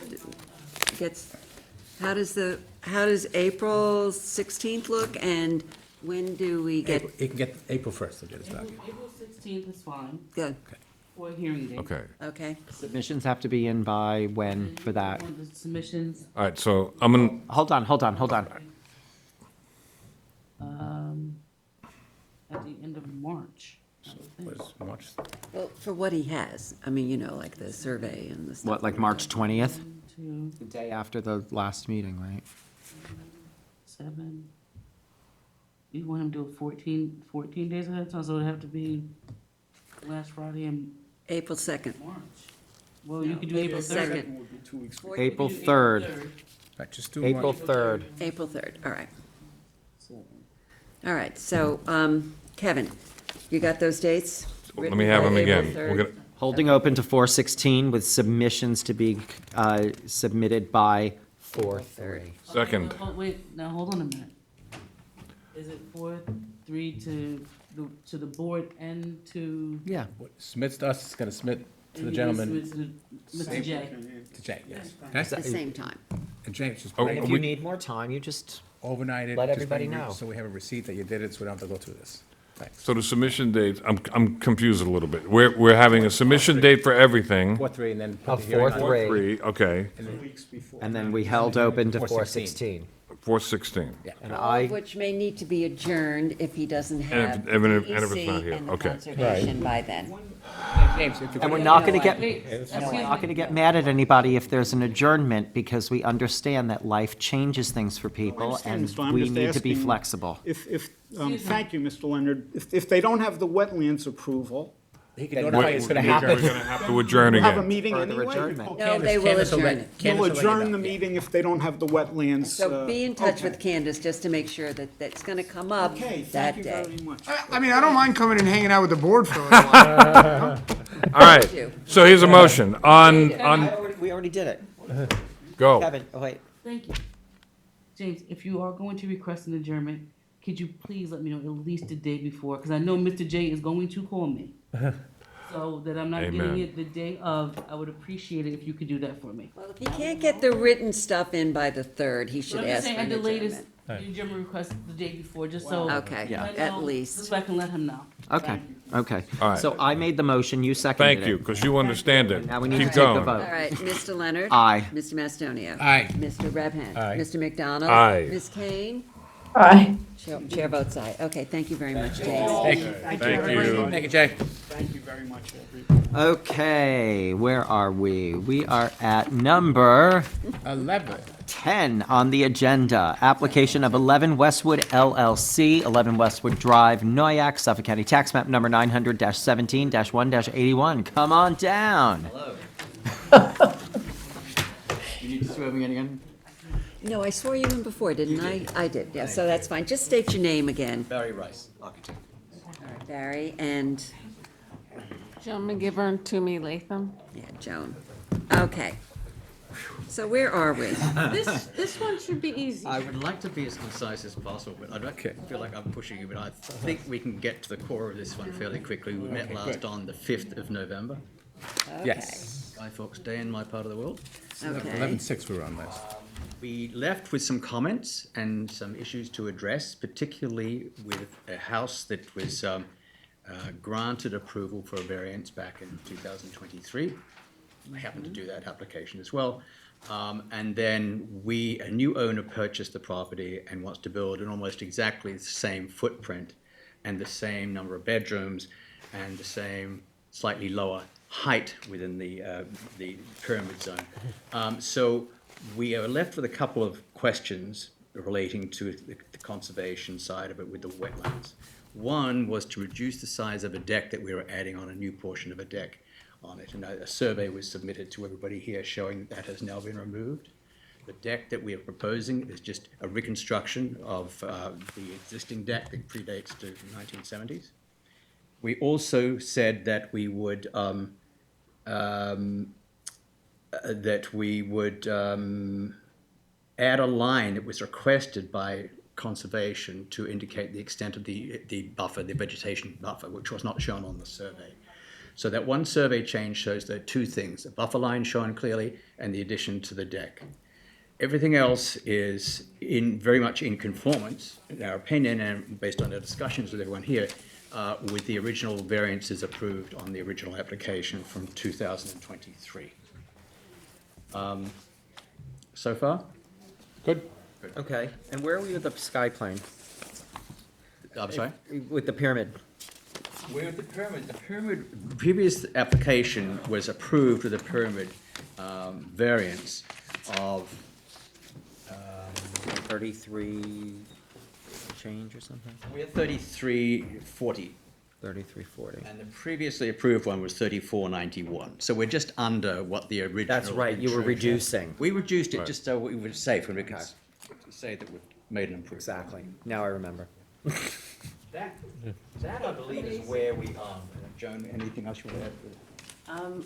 Well, we've put in an application to the Conservation Board, reflecting what they asked us to reflect, meaning the buffer. Their letter of the December 17th. Right, we replied to that in January, and we're waiting for their approval. So if we could expedite things, there were no comments at the November hearing, so we'd ask that perhaps the record could be closed now. And if you feel it's feasible to grant the relief requested, subject to approval of the Conservation Board, so we can avoid coming back here another time. Katie, what's your sense on that? Because You can close, if you're Right. sure you're gonna get approval from the Conservation Board, we can wait for that, but we're not gonna grant it subject to their approval. Like, we can close it, and as soon as you get your approval, you can get a decision, but you're not gonna get a decision subject to can we their do approval. that through a written submission? Yeah, that's what I'm saying, you can So close it. what we could do is we could close the hearing Yes. and hold it open for written submissions once you get the Conservation Board, assuming that it's an approval, and then we can act on a Do you decision. know when it's on for? It was a modification request, so my understanding was they may have been handling it administratively. Okay. They have So there inspected the wouldn't be a site. hearing. I'm sorry. So there wouldn't be a hearing. Correct. Correct. The letter that was sent through with the two changes to be made, the buffer zone and recognizing, reducing the amount on the deck, says nonetheless, the most recent changes as reflected on November 14, received by this office, are generally consistent with wetland construction setback parameters. So in other words, there's an acknowledgement that it's about to be approved if we Okay. address those two issues. Okay, all right. Okay, so is there anybody in the audience who wishes to be heard on this matter? You said no. Is there anybody on Zoom who wishes to be heard on this matter? Okay, so No. I am going to I'm going to propose that we close the public hearing and we hold it open for written submissions. And, well, should we use the Yeah, use the dates? use the regular dates, All and right, if we so we're don't going have to it. close it, hold it open for written submissions until February 20th with a decision on March 5th. Second. Mr. Leonard. Aye. Mr. Macedonia. Mr. McDonald. Aye. Mr. Redmond. Aye. Ms. Kane. Aye. Chair votes aye. Okay, thank you very much. Thank you Okay. very much. Thank you. Okay, Thank so- you. Okay, number 12 on the agenda, the application of Albert and Grigg Family Trust, 30 Remsen Lane, Remsenburg, Suffolk County Tax Map number 900-380-1-30.3. Good evening, for the applicant, James N. Hume, 323 Mill Road, West Hampton Beach. Okay, James, there was a couple of things that were missing from the last one, as I recall. So that's why we're here. Sure. Three items we addressed with Ms. Riley in the building department. And we made a subsequent submission addressing those 3 points. And quickly, what they were was that we were puzzling over the relief for some proposed decks. The setbacks haven't changed, but the basis for the necessary relief has changed. It was originally advertised as 330-83A3, which, as we discussed last time, didn't apply. It's really a variance under 330, under the regular 330-11. Because we have 3 front yards, we're subject, this addition is in one of the front yards, and the accessory structure setback in a front yard is 70 feet. So that's why the 60.3 and the 66.4 we're seeking is required because of that second front yard, which, as we discussed, was a private road. The other question had to do with the outdoor shower. As Ms. Riley had indicated, the fact that it is uncovered, and I provided photographs of the fact that it was unroofed, eliminates the need for a variance for that. And the third thing was the apparent sky plane encroachment that appears now. And Ms. Riley specifically did not list that in her updated list of variances needed because at the time the house was built, it was in a different flood zone than it is now. And that there was no, because of the way the pyramid was measured, because of the flood zone, the house was not in the pyramid. But now that the house is not in the floodplain at all, it's measured from grade. So what is the pyramid now? Well, I don't know that we actually calculated it. It's what's shown in the plan, but there's no need for you to grant the variance relative to that, because it was legally constituted when it was built and the CO was issued. And Okay. I believe that was, Ms. Riley confirmed that in an email. Okay, so this is for the existing home? Yeah. Okay. Yeah, so nothing about the proposed addition violates the pyramid. Okay. And then the one little bit of housekeeping, we were supposed to, and we haven't, but I've asked for it. We were supposed to put the floodplain designation actually on the survey. And I've asked the surveyor to do that, but I didn't have it tonight. But I did want to bring it from the GIS. And you can see that the house itself is not in the floodplain at all. The yellow is also the X zone, and so the nearest floodplain is the AE, which is significantly back on the property. So there aren't any structures, and that will be demonstrated on the survey. You're going to put that on the survey? Yeah, so if you're inclined to close it tonight, subject to that, I would be. So what are we still, so all we really need is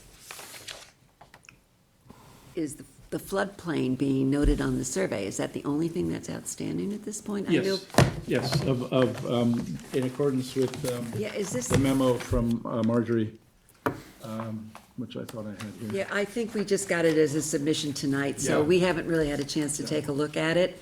But, so what you're saying is it's not an issue. You want to see this? It's not an issue, and that's the, yes, that's the only. I sent it to him this afternoon right after she signed it, a little bit after 4, but I sent it to him, so he has So it. she refers to there that item number 1 in the request has not been met, and that's the flood zone noted on the survey. Okay, so that's all we've got left? That's all we've got left. Okay, so this looks like it's like ready to move. Yes. Okay. All right, whose is this? Bob. Bob. So we have written subs? Yep. Sub would do 219, 220 and 3.5. 220 for written subs, 3.5 decision. Second. I'm sorry, 220-35? 220 for written subs, 3.5 for decision. Okay, perfect. Mr. Mastonia. Aye. Mr. Leonard. Aye. Mr. Redhand. Aye. Mr. McDonald. Aye. Ms. Kane. Aye. Chair votes aye. Okay, thank you very much Good to see for you all. clarifying everything. Take care. Thank you, good night.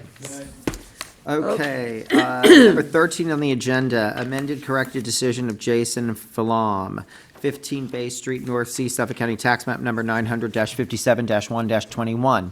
On January 15, 2026, this board, by decision number D026001, granted a variance to add finished basement space in a dwelling situated on a lot with a second dwelling. This decision is being amended to correct a scrivener's error, to wit, the allowable square footage for the finished basement space.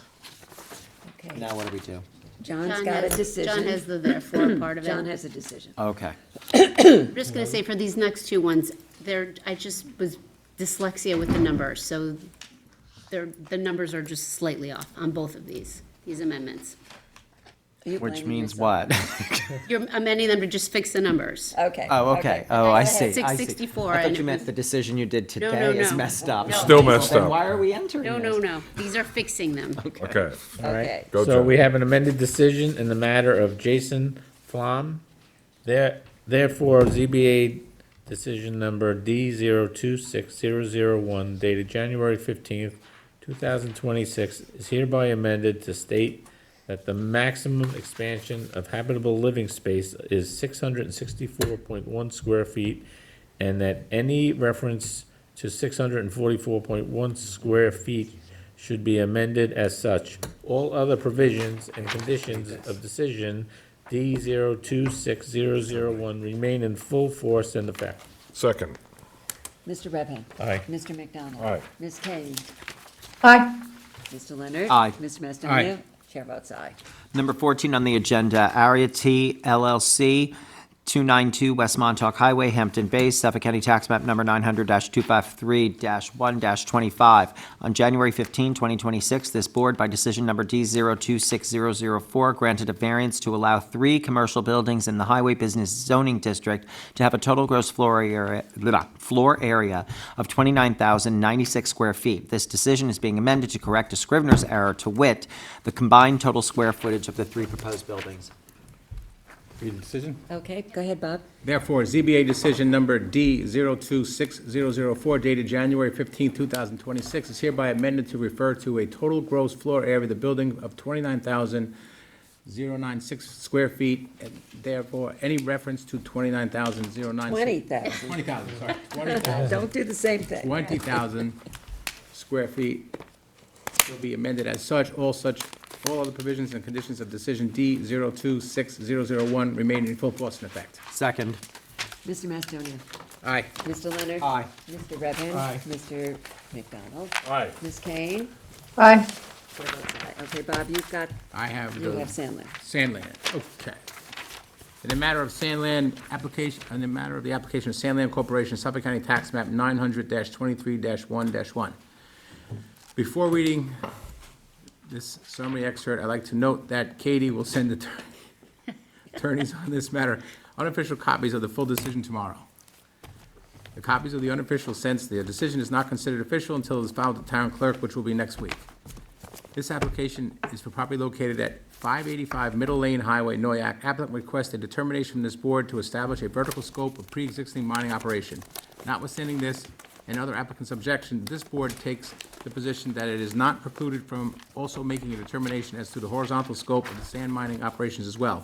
After considering the testimony, written submissions, and evidence in record, while this board does find evidence of DEC mining permit dated and renewed starting in 1981, albeit still after mining of the premises became non-conforming in the town, this board finds that this applicant has not submitted sufficient persuasive evidence to establish a pre-existing intent to act or use any portion of the 50-acre premises beyond the 20 acres identified in the earlier 1981 mining permit, nor has applicant established a pre-existing intent to mine to a depth of 110-100 AMSL, roughly 120 feet below grade, with no evidence submitted to further substantiate the manifestation of this intent, nor evidence submitted to delineate acreage dedicated to the mining operations from acreage used or intended to be used for other activities on the premises, either horizontally or vertically. This board finds that the scope of the non-conforming use in the premises is in accord with the scope of the use existing at the time of the first DEC permit in 1981, with boundaries of 20 horizontal acres